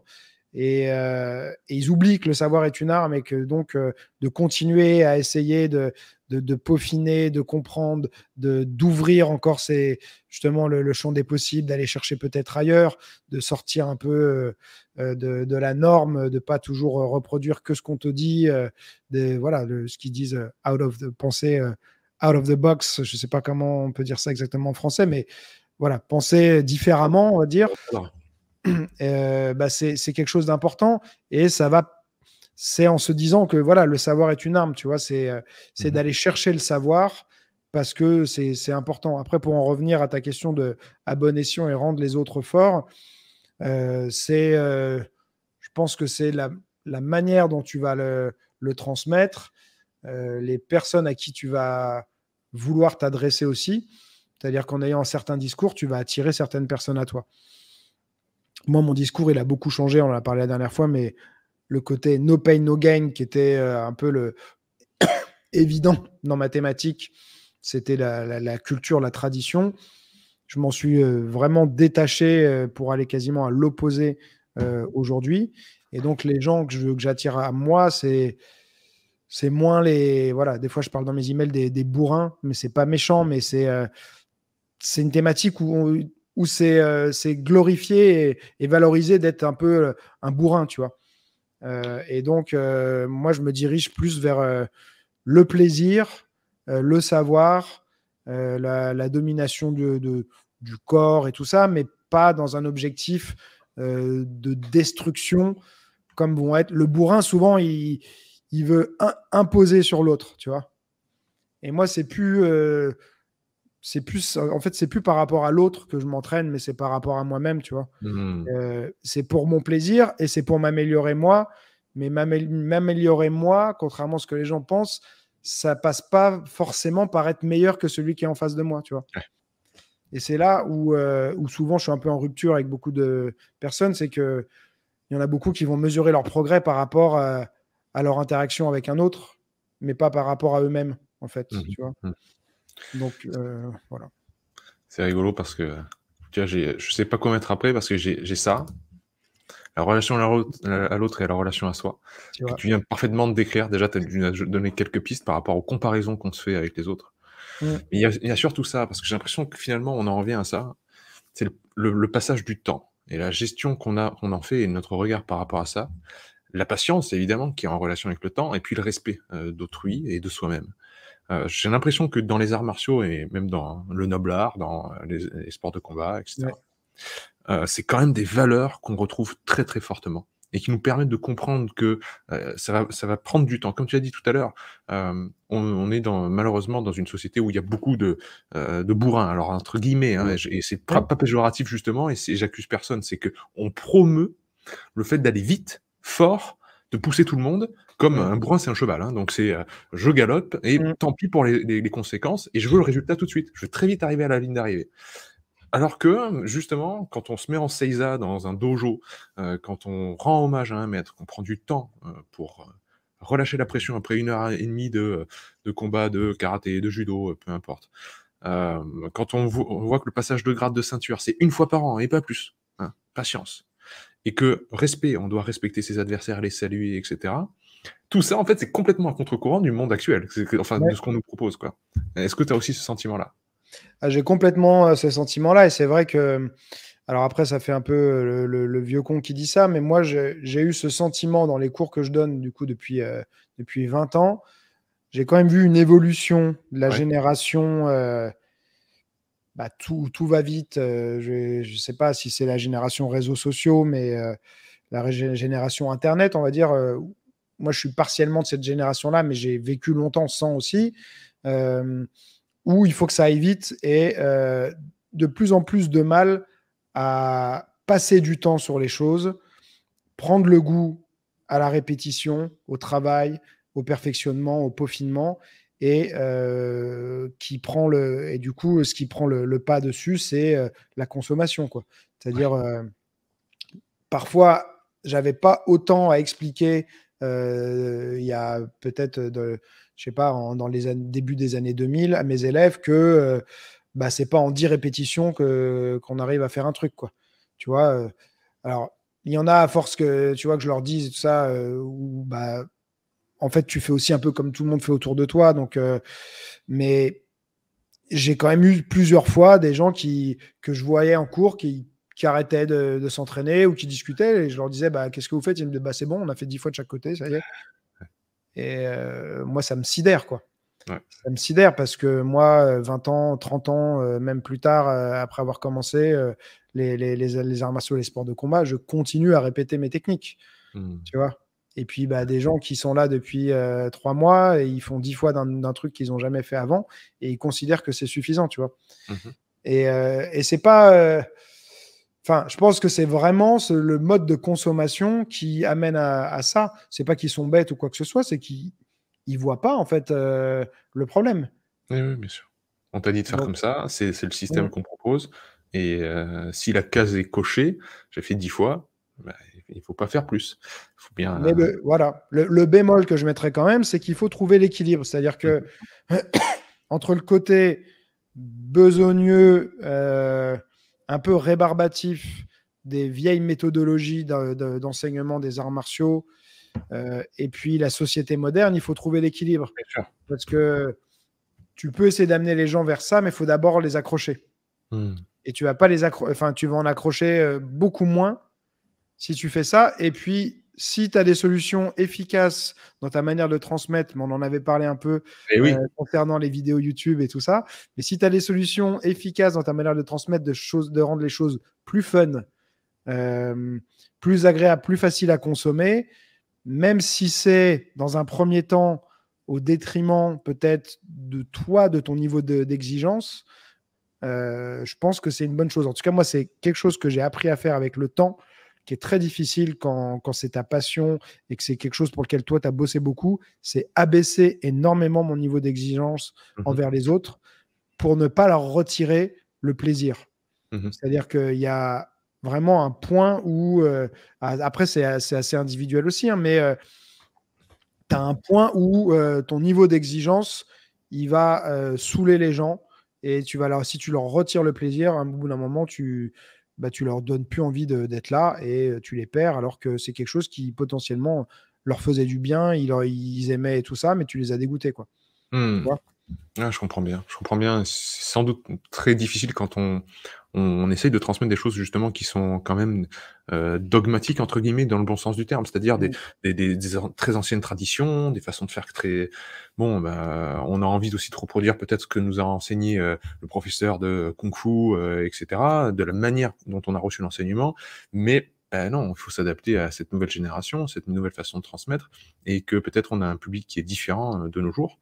Donc, j'entends bien. Je pense que tu as su trouver, la manière de ne pas dénaturer le propos. C'est-à-dire même si tu changes la forme, le fond, même s'il est plus, élagué, comme on pourrait dire pour un arbre, c'est-à-dire et on a enlevé quelques branches quoi, mais la moelle reste, et bah, tu as su le préserver. Donc, je pense que tant que c'est préservé, ça va. Bah, en plus, il y a quelque chose alors ça, c'est peut-être encore aussi mon côté un peu qui aime bien aller à contre-courant, mais on valorise beaucoup la tradition. Et je trouve qu'on a toujours tendance à dire que la tradition, c'est bien, tu vois. Mmh. Traditionnellement, on apprend les choses comme ça, on fait les choses comme ça et tout. Mais en fait, s'il n'y a jamais de remise en question, si on avait toujours fait ça comme ça, mais même d'un point de vue sociétal et tout, on en serait où, quoi? C'est-à-dire qu'il faut bien à un moment se dire, bah ouais, en fait, il y a peut-être un meilleur moyen de faire, quoi. Mmh. Et ça, c'est quelque chose de très difficile, je trouve, qui est souvent pas accepté, mais c'est voilà, de sortir des sentiers battus et de remettre en question, dire, bah moi, j'ai appris comme ça, mais finalement, est-ce que c'était la meilleure manière d'apprendre? Tu vois? C'est sûr. Alors, ça veut dire que tu vas essayer autre chose, ça veut dire que tu vas peut-être te tromper, parce que ne pas reproduire, bah, c'est aller vers l'inconnu et forcément, tu peux avoir une bonne intuition comme tu peux en avoir une mauvaise. Mais c'est comme ça qu'il y a des évolutions qui se passent, tu vois? Moi, Mmh. c'est quelque chose que j'ai essayé de faire assez rapidement dans mes premières années d'enseignement. J'ai reproduit plus ou moins les modèles, voilà, que j'avais reçus, avec toujours un peu, ma version des choses. Parce que j'ai toujours un peu un côté, un peu, je vais pas dire rebelle, mais j'ai toujours eu du mal avec l'autorité et tout ça. Donc, il y avait quand même ça au fond de moi. Même si j'ai réussi à rentrer complètement dans le moule d'un truc très strict, très traditionnel, et on va dire, m'y sentir bien. Mais ouais, j'avais un côté en moi un peu anticonformiste et Mmh. donc qui m'a aidé, je pense, quelque part, à avoir le courage d'aller chercher d'autres méthodes et voilà, et de sortir un peu de la tradition. Mmh. C'est Je sais rigolo pas ce que tu toi, dis. ce que tu en penses de ce côté. On valorise la tradition comme si, et parce qu'il y a tout ce discours de avant c'était mieux, et pour moi ça revient un peu à ça aussi, c'est-à-dire que la tradition, ce qui a été toujours fait et tout, c'est mieux qu'aujourd'hui, mais Mmh. moi je trouve que pas toujours en fait. Pas toujours, bah, non, bah, de toute façon, il y a que les extrêmes qui sont aussi absolus, hein, qui ont des discours absolus. C'est-à-dire, d'un côté, tu as le clan qui disent: «C'était mieux avant», hein, comme tu viens de dire, la tradition et cetera. D'un autre côté, quand même, on est aussi beaucoup dans, quand sur Instagram, tu vois un truc nouveau et que tu as un gars qui dit: «J'ai inventé une nouvelle méthode», généralement, c'est du réchauffé, hein. Donc, Ouais. on valorise aussi, enfin, ce qui saute aux yeux, c'est souvent du réchauffé aussi de nos jours. Et en fait, le gars, il a rien inventé du tout, quoi. Il a pris une méthode qui existait sans doute déjà avant. Alors, soit c'est de la mauvaise foi, il le savait, soit vraiment, mais le gars, il le savait pas, il pense vraiment inventer un nouveau truc, mais en fait, non. Donc, ce qui est nouveau attire l'œil. Voilà, ça c'est clair. Sinon on en revient tout à l'heure à notre discussion de la dopamine qui est, voilà, ce qui est nouveau, ça attire l'attention parce que ça peut potentiellement être un bénéfice pour notre survie. Mais c'est pas synonyme de qualité. La tradition, c'est pas synonyme de perfection, mais c'est empreint d'un sigle de qualité parce que ça a traversé les âges. Alors ça veut pas dire que c'est parfait, ça veut pas dire qu'il y a pas de défaut, mais le fait que c'est traversé, en fait, l'épreuve du temps et que ce soit toujours là, que l'humanité ne s'en est pas débarrassée, comme les conseils de grand-mère, comme, Mmh. tout ce qui est sous forme d'empirisme, en fait, ben, ça laisse présupposer qu'il y a une part d'information qui peut être pertinente. Est-ce qu'il faut suivre ça de manière dogmatique? Ben non, évidemment que non. Il faut remettre en question, comme tu l'as très bien dit, des croyances, qu'on peut se trimballer depuis longtemps parce que le monde a évolué, parce qu'on, surtout nous qui travaillons avec des êtres humains, bah, l'être humain il a évolué, c'est plus tout la même société qu'avant. La naturopathie, c'est la même chose, hein. Mmh. Moi, j'ai un centre de formation où j'essaie de transmettre la naturopathie et rien que par mes vidéos, les posts que je fais sur Instagram, et cetera. J'ai des gens qui viennent me dire que: «Ah oui, mais Herbert Shelton, en 1900 et quelques, l'un des pères de la naturopathie, il avait dit qu'il fallait pas faire ça». Je dis: «Ouais, mais Ouais. quel rapport? On a évolué, c'est plus du tout la même Bah oui. chose». Donc rien que par Et en rapport plus, à l'alimentation. si on fonctionne comme ça, on va te dire: «Oui, mais» alors je serais pas capable de te dire le nom, mais en 1920, on t'avait dit que la femme, elle ne devait pas voter. C'est ça. Tu vois? Ouais. Enfin, tu peux prendre plein d'exemples comme ça. Mmh Il mh. y a de tradition, la place de la femme dans plein de sociétés, c'était très discutable et si on avait dit: «Bah non, c'est la tradition, on n'y touche pas», bah, Mmh. on y serait toujours, en fait. Exactement, bien Et je sûr. pense que ce serait beaucoup moins épanouissant pour beaucoup de personnes. Donc, c'est voilà, pour moi un bon exemple de tiens, bah, la tradition c'était ça, mais peut-être que finalement c'est peut-être pas ce qu'il y a de mieux, tu vois. Donc voilà, alors c'était pas en rapport avec le sujet, mais je sais plus même quand je suis Si, arrivé si, à. cette relation à l'autre, cette relation à soi, c'est exactement ça, parce qu'on a un retour sur soi-même par rapport à sa façon de transmettre. On a un rapport à l'autre par rapport à justement cette, recherche d'immédiateté actuelle et là, on sort quand même d'une période qui a été, éprouvante. Je ne vais pas dire qu'elle est négative ni positive, mais elle a été éprouvante en tout cas, ces 2 ans de covid, confinement et cetera. Mmh. Et pour travailler régulièrement avec des artistes martiaux et des athlètes des sports de combat, j'ai quand même l'impression, même si je pratique plus, hein, j'ai fait un peu de karaté, mais je pratique plus et un peu de boxe anglaise, que, heu, les arts martiaux et les sports de combat peuvent nous sauver. Non, mais véritablement, je pense qu'il y a des valeurs fondamentales qui sont dedans. Je t'ai parlé de l'ami que j'ai qui s'appelle James Schiavo qui est Ouais. fondateur de la Bushido Academy, que tu connais aussi de nom. Et je sais, pour être allé à sa salle, à quel point ça crée des belles communautés et ça transmet des valeurs qui sont très, très fortes. Est-ce qu'en 2022, tu as l'impression que tu recommanderais, en tout cas, aux jeunes et même presque à tout le monde, de fréquenter un club d'art martial? Ouais. Alors, oui, là forcément, bon, je suis biaisé, hein, mais, Non, mais tu pourrais dire: «Ouais, peut-être pas oui, pour tout le monde», je sais pas. je pense que je pense que tout le monde ne va pas, s'y épanouir, mais c'est un rapport, à ton corps et même aux autres, heu, que je trouve qu'on devrait tous expérimenter à un moment ou à un autre. Ouais. Moi, j'ai vu des alors c'est assez marrant parce que bon, après ça peut être aussi une question de d'autres sports, mais j'ai eu quelques cas quand même extrêmes d'adultes qui n'avaient jamais rien fait de leur vie, aucun sport, mais surtout qui n'avaient jamais eu mal de leur vie. Mmh. Et j'ai quelques histoires comme ça, assez, incroyables quoi, enfin de personnes qui ne savent pas ce que c'est que des courbatures. Une fois, j'ai une femme qui vient et qui m'a dit: «Je veux m'inscrire et tout», que je le revois plus pendant une semaine. Et elle me dit: «Mais je pouvais», enfin elle dit: «Non, mais il y a un truc, j'ai dû me Qu'est-ce que vous casser avez quelque fait à mon chose, corps? C'est pas j'ai normal. pas pu bouger pendant une semaine, j'ai dû me casser quelque chose». Elle a été voir le médecin Mmh. et le médecin lui a simplement dit: «Madame, c'est des courbatures». Elle ne savait pas ce que c'était. Ouais. J'ai une femme une fois, qui était du coup une voisine de mon club, qui était la maman d'un enfant qui était inscrit dans mon club, qui est venue essayer mon cours de kung-fu une fois. C'était une maman, mais une originale, Et on est resté en très bonne relation et tout. Elle était persuadée que le kung-fu, c'était fait pour elle, c'était son rêve d'enfance et tout ça. Et le premier blocage que je lui ai fait sur son bras, mais je ne l'ai même pas fait fort, ça l'a fait pleurer. Et oui, ça, j'ai Et vu ça. Ouais. mais alors, moi, ça m'a fait halluciner parce qu'elle a quand même eu un enfant. Donc, je veux dire, Mhm. un accouchement, alors peut-être sous péridurale, j'en sais rien et tout, mais malgré tout, entre un blocage sur, tu te prends un impact sur ton avant-bras et un accouchement, je me dis comment tu n'arrives pas à encaisser ça après avoir vécu ce que c'était qu'un accouchement. Mais elle n'avait jamais ressenti de douleur physique de ce type-là de sa vie, tu vois. Et je Mhm. trouve que c'est quand même alors, si tu as une vie qui est ultra protégée, que tu as la chance de jamais te retrouver confronté à une situation où tu as affaire à de la douleur physique, bah, c'est tant mieux. Mais je trouve ça fou, tu vois, de ne pas être un minimum préparé, quoi. Mhm. Enfin, moi, ça me paraît impensable, tu vois. Et ouais. Donc, l'apport de cette expérience-là, l'apport que ça peut te donner de la relation à ce que c'est que le contact Mhm. physique, Mhm. ce qu'on peut interpréter comme de la douleur, mais au moins d'augmenter un peu son seuil de douleur, tu vois, de ne pas avoir un seuil de douleur d'un enfant de 3 ans, quoi. Et encore, tu vois, je vois les gamelles que se prennent Ouais. mes filles. Des fois, tu te dis qu'elles ont des seuils de douleur assez élevés. Mais ouais, je trouve que c'est quelque chose d'important à expérimenter. Et même,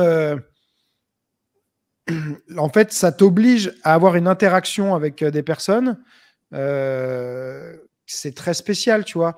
Ouais. Parce qu'il y a plein de gens qui, pareil, n'ont pas de contact physique Mhm. tu vois, au quotidien. Et donc, bah, c'est quand même quelque chose je trouve, d'important d'avoir un contact avec les gens, de savoir ce que c'est, le contact humain, quoi, tu vois, physique. C'est essentiel et c'était terrible, je pense, pour l'humanité de devoir ne plus se toucher, ne plus voir le Mm. visage, se faire des checks pour Ouais. ne plus se serrer la main. Heu, on sait bon, je pense qu'on ne mesure pas encore l'impact de tout ça et là, c'est vrai que la première fois qu'on met, mais même la première fois qu'on fait simplement du judo où on Mm. tranquillement toucher l'autre, ce contact-là, je sais que c'est problématique pour aussi malheureusement, la jante féminine. Je sais Ouais. que, il y en a beaucoup qui en ont peur, qui ont de l'appréhension par rapport au contact physique et être dans un cadre, hem, protégé, bienveillant, d'une salle d'arts martiaux, de salle de boxe et cetera. Tout le monde est là juste pour justement, bien encadré par le professeur. Ça peut être vraiment une voie, vertueuse, par rapport à ça. Ouais. Et tu auras remarqué, par contre, que je t'ai pas parlé de savoir se défendre. Non. C'est-à-dire que, parce que la réponse facile, c'est les arts martiaux peuvent-ils nous sauver? Bah oui, parce que tout le monde doit apprendre à se défendre, parce que c'est dangereux dehors et tout. Moi, franchement, aujourd'hui, les arts martiaux et les sports de combat, même s'il y en a pour certains pour qui c'est leur fonds de commerce et que c'est leur argument numéro un, c'est tu vas apprendre à te défendre, c'est pas pour ça qu'il faut pratiquer pour moi. En tout Mmh. cas, de mon expérience, déjà, c'est ceux qui viennent pour ça, si c'est la raison qui se maintient dans le temps, ils vont pas pratiquer plus de 2-3 ans, parce que Ouais. c'est pas une motivation suffisante qui va te faire pratiquer longtemps. C'est vraiment après parce que ça t'apporte, ça te fait du bien, parce que tu t'aimes ça. Alors, il y en a qui ont les objectifs de compétition, tout ça, mais pour se défendre, tu vas pas avoir envie d'aller faire ça 3 fois. Enfin, Ouais, bien en sûr. fait, en plus, tu vas entretenir je trouve ça une sorte de discours interne de faut que j'aille faire ça pour me préparer parce que je vais me faire agresser, tu vois. Mmh. C'est pas agréable. C'est pas.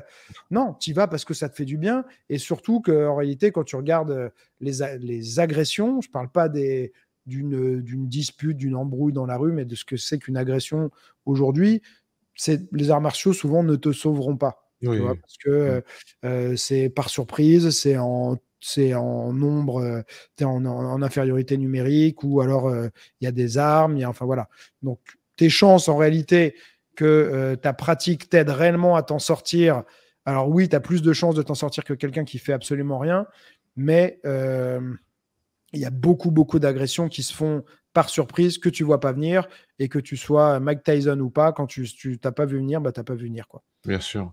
Je pense que c'est, l'apport, tout l'apport qui peut être fait, ça va être, en termes de confiance en soi et je pense qu'après sa posture, ce qu'on dégage et cetera, ça va désamorcer sans doute des situations qui auraient pu, s'envenimer et aboutir à quelque chose. C'est plutôt cet aspect-là de ce qu'on dégage et évidemment de sentir les situations dangereuses ou pas. Et puis, c'était justement la prochaine question, c'était, cultiver cette sérénité. Parce que pour moi, la sérénité, elle vient de l'intérieur, elle vient de nous-mêmes.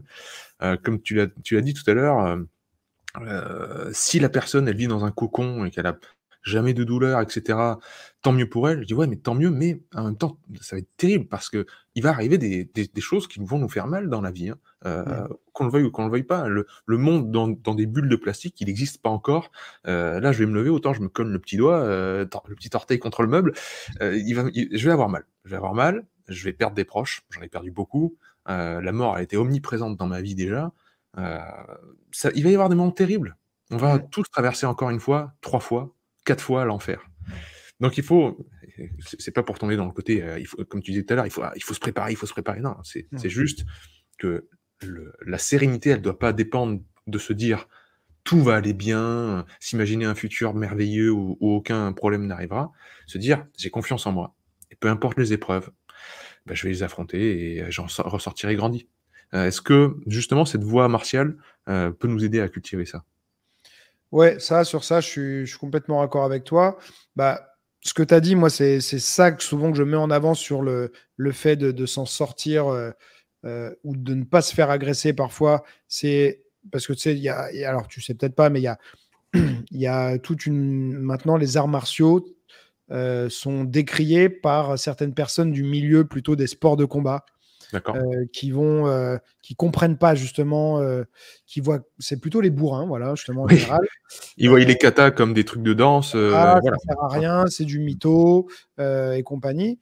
Et en réalité, que ça fonctionne ou pas les techniques, la la la confiance que ça va te donner, et même si elle est illusoire, alors c'est bien si derrière c'est accompagné d'un discours, c'est en tout cas de nos jours, je trouve que c'est quand même plutôt normal d'accompagner ça d'un discours, je suis pas en train de te montrer justement ce que je te montre, c'est pas voilà, c'est pas ça qui va te faire de toi un Superman qui va t'en sortir et tout, mais la confiance que tu vas gagner, la posture peut-être que tu vas prendre, les qualités quand même physiques que tu vas développer de vitesse, de précision, de puissance, de réflexe, de choses comme ça, vont te donner confiance et vont faire qu'on ira moins vers toi pour t'embêter. Moi, souvent, c'est marrant, il y a des gens, je les vois dans la rue, je lui dis: «Tiens, lui, je te parie que lui, c'est un pratiquant», tu vois? Et souvent, j'ai raison.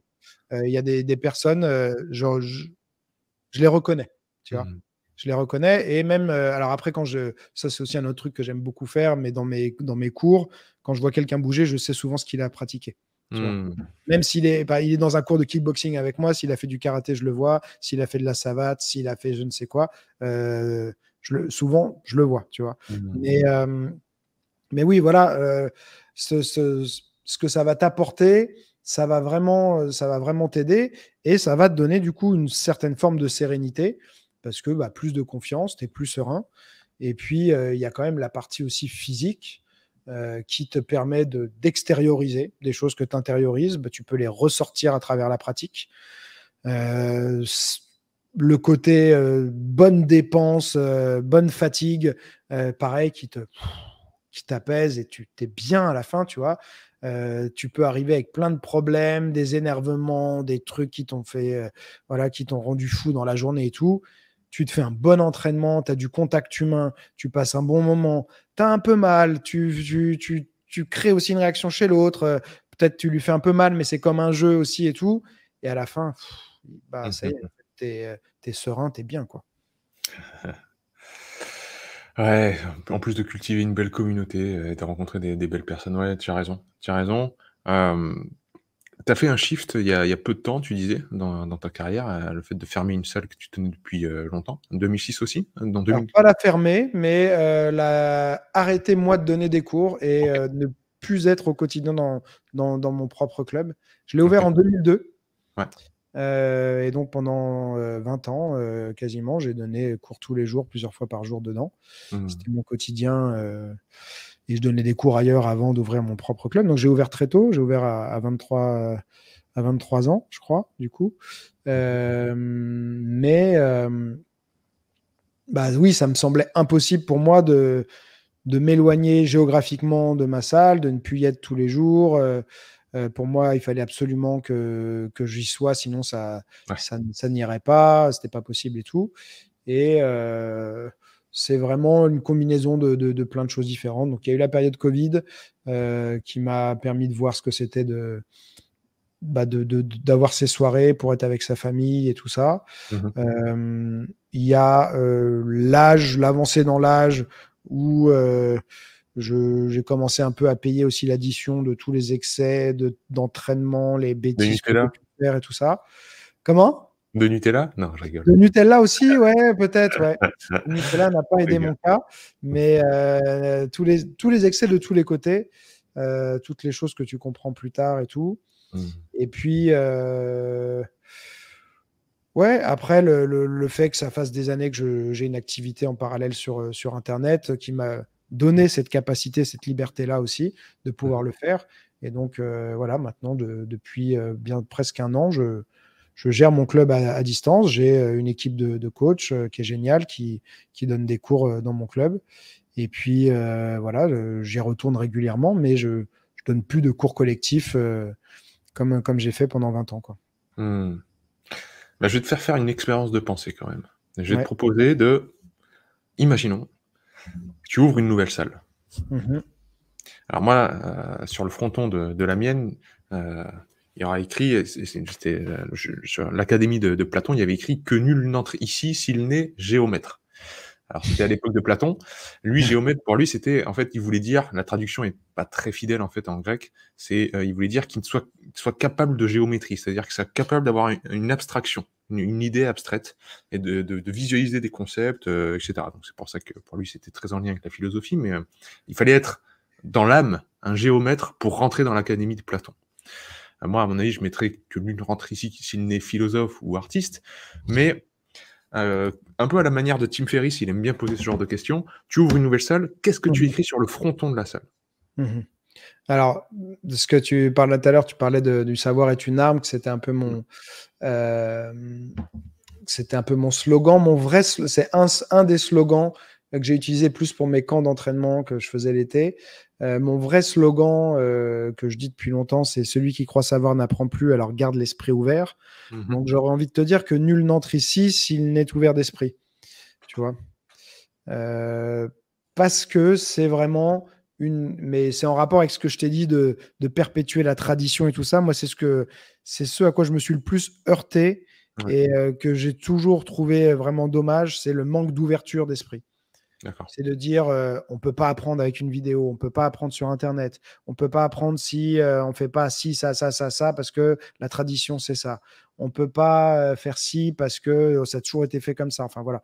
Et tout le temps, des gens qui se mettent des œillères, qui ont une seule manière de voir les choses. Il n'y a qu'une seule bonne manière de faire les choses. Alors c'est certainement le cas dans plein de domaines, mais voilà, moi dans mathématiques. Je trouve que c'était hyper présent. Ça l'est toujours quand même encore, mais un peu moins. Il y a toute une nouvelle génération justement de coachs qui ont eu un peu les mêmes influences, qui ont eu accès aux mêmes informations et qui ont su un peu s'émanciper des traditions. Mais ça a la vie dure. Ouais, bien sûr. En fait, ce que tu nous proposes, j'ai l'impression, hein, à travers ton parcours et ta vision des choses, c'est une vision, conique, on va dire. Donc avec le pour ceux qui ont que l'audio, je fais le signe d'un cône qui part de moi, c'est-à-dire le champ des possibles qui s'ouvre à partir, peu importe d'un dogme, à partir du karaté, du kung-fu, Mm. et cetera, peu importe, on part d'un dogme et les dogmes, ils peuvent nous mener à tout, si tant est qu'on les dépasse. Et surtout pas pyramidal, c'est-à-dire, la forme de la pyramide qui vise le dogme et c'est-à-dire je sortirai pas de ça et c'est fini, c'est le point d'arrivée, c'est le sommet, voilà, c'est fermé, quoi. Et j'ai l'impression que toi, tu as toujours cherché cette ouverture-là et de nos jours, avec YouTube, avec, tout est, à tester des différentes formes de transmission et cetera. Donc super, que nul n'entre ici s'il n'est ouvert d'esprit. Bon Oui, mais et c'est ben, vrai que tu vois, dans les arts martiaux, les sports de combat, alors, les gens ont une image, c'est du maître sensei qui mmh, transmet sa sagesse et tout. Et en réalité, moi, je trouve qu'en pratique, alors il y en a qui vont avoir un discours comme ça et tout ça, mais je trouve que c'est pas comme ça que ça rentre le mieux. mmh, Et je saurais pas trop te dire comment, parce que moi, je m'en rends pas vraiment compte, mais j'ai quand même eu plusieurs fois ce retour de mes élèves qui me disent que je leur ai apporté énormément, mais bien plus que la pratique. Et alors, je ne sais pas réellement comment. C'est ça que je ne pourrais pas te dire, mais la dernière fois là, que je suis retourné à Paris pour retourner dans mon club, et ça continue tout le temps de me surprendre, ces hasards du quotidien. Un de mes élèves que j'ai pas vu depuis 3 ans, parce qu'il y a la période Covid et tout ça, que je croise pas du tout à côté de mon club, dans Paris. Je marche sur le trottoir et je le trouve face à moi. Et du coup, on est très content de se voir. Et je sais qu'avant, il était en formation pour devenir éducateur sportif, mais dans un peu l'associatif et tout ça. Et du coup, je lui demande comment ça se passe, tout ça. Et il me dit, ça y est, tout ça. Et il me dit, franchement, il me dit, c'est grâce à toi. Et tu sais, il se met la main sur le cœur et il me dit, il dit, vraiment, merci, tu m'as tellement donné, tellement apporté, tout ça. Et moi, j'étais là, je sais pas. En fait, je t'ai juste donné tu sais, dans ma tête, oui. je suis hyper content, mais je sais pas ce que j'ai fait, tu vois. Exactement. Mais j'ai une phrase qui résonne beaucoup en moi, que je répète de long en large, c'est que quelqu'un qui est à sa place, il est thérapeute. C'est-à-dire, quand tu as quelqu'un qui est à sa place devant toi, il émane quelque chose, même s'il parle pas, s'il est juste avec lui-même, il va faire du bien, en fait, aux autres. Et les autres vont, au bout d'un moment, le remercier, dire: «Ah merci», mais toi, tu dis: «Mais j'ai rien fait, j'ai juste été moi-même». Et tu aurais pu sans doute lui vendre des pains au chocolat, ça aurait été pareil. Si tu étais vraiment toi-même et aligné, c'est thérapeutique, en fait, de côtoyer des gens comme ça, je pense, hein. Ouais, et je pense que parce que moi, justement, j'aime bien, tu vois, que dans mes cours, qu'il y ait du rythme. Donc, je suis pas le genre de coach qui va te raconter des histoires pendant 15 minutes pour te faire comprendre une leçon et tout. Donc, c'est des petits trucs où après, en dehors des cours, les gens, ils viennent, on discute, on peut raconter des histoires, tout ça. Mais oui, peut-être c'est une attitude globale, quelque chose qui fait que, parce que ça m'est arrivé vraiment pas mal de fois. Et à chaque fois, ça me surprend, mais ça me fait toujours très plaisir. Mais ouais, comme tu dis, je sais pas trop ce que j'ai fait, mais je suis content de l'avoir fait, mais je sais pas ce que j'ai fait. C'est beau. Bon, Greg, je suis désolé, dans quelques minutes, il va falloir que je décolle. Donc, c'est une invitation round numéro 3, hein. Ouais, je pense qu'on Voilà. n'aura pas le choix. Ah ouais, on va devoir le refaire. Mais en tout cas, c'était un grand, grand plaisir de te recevoir sur Verisme TV et d'échanger aussi longuement. Où est-ce que les gens peuvent te retrouver? Alors, je suppose, Eh tout bien, donner. écoute, il y a mon site gregot.com, Gregggot.com, donc ce sera on va dire l'endroit principal, parce que j'y mets mes vidéos YouTube, on peut s'inscrire à mes emails, on peut regarder tout ce qui est mes programmes en ligne et compagnie. Après, évidemment, la chaîne YouTube, si vous êtes sur YouTube, voilà, c'est mon moyen de communication le plus régulier depuis très longtemps. Voilà, et après, Instagram, je suis présent, c'est pas mon réseau préféré. Et je suis même sur TikTok aussi, tu vois. Donc, À la voilà. page. Oui, on essaye de comprendre, tu vois, les Oui, c'est les sûr. nouveautés Ça.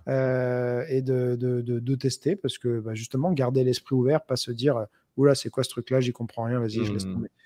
Donc, voilà, garder l'esprit ouvert. Ah, ce sera un très beau mot de la fin.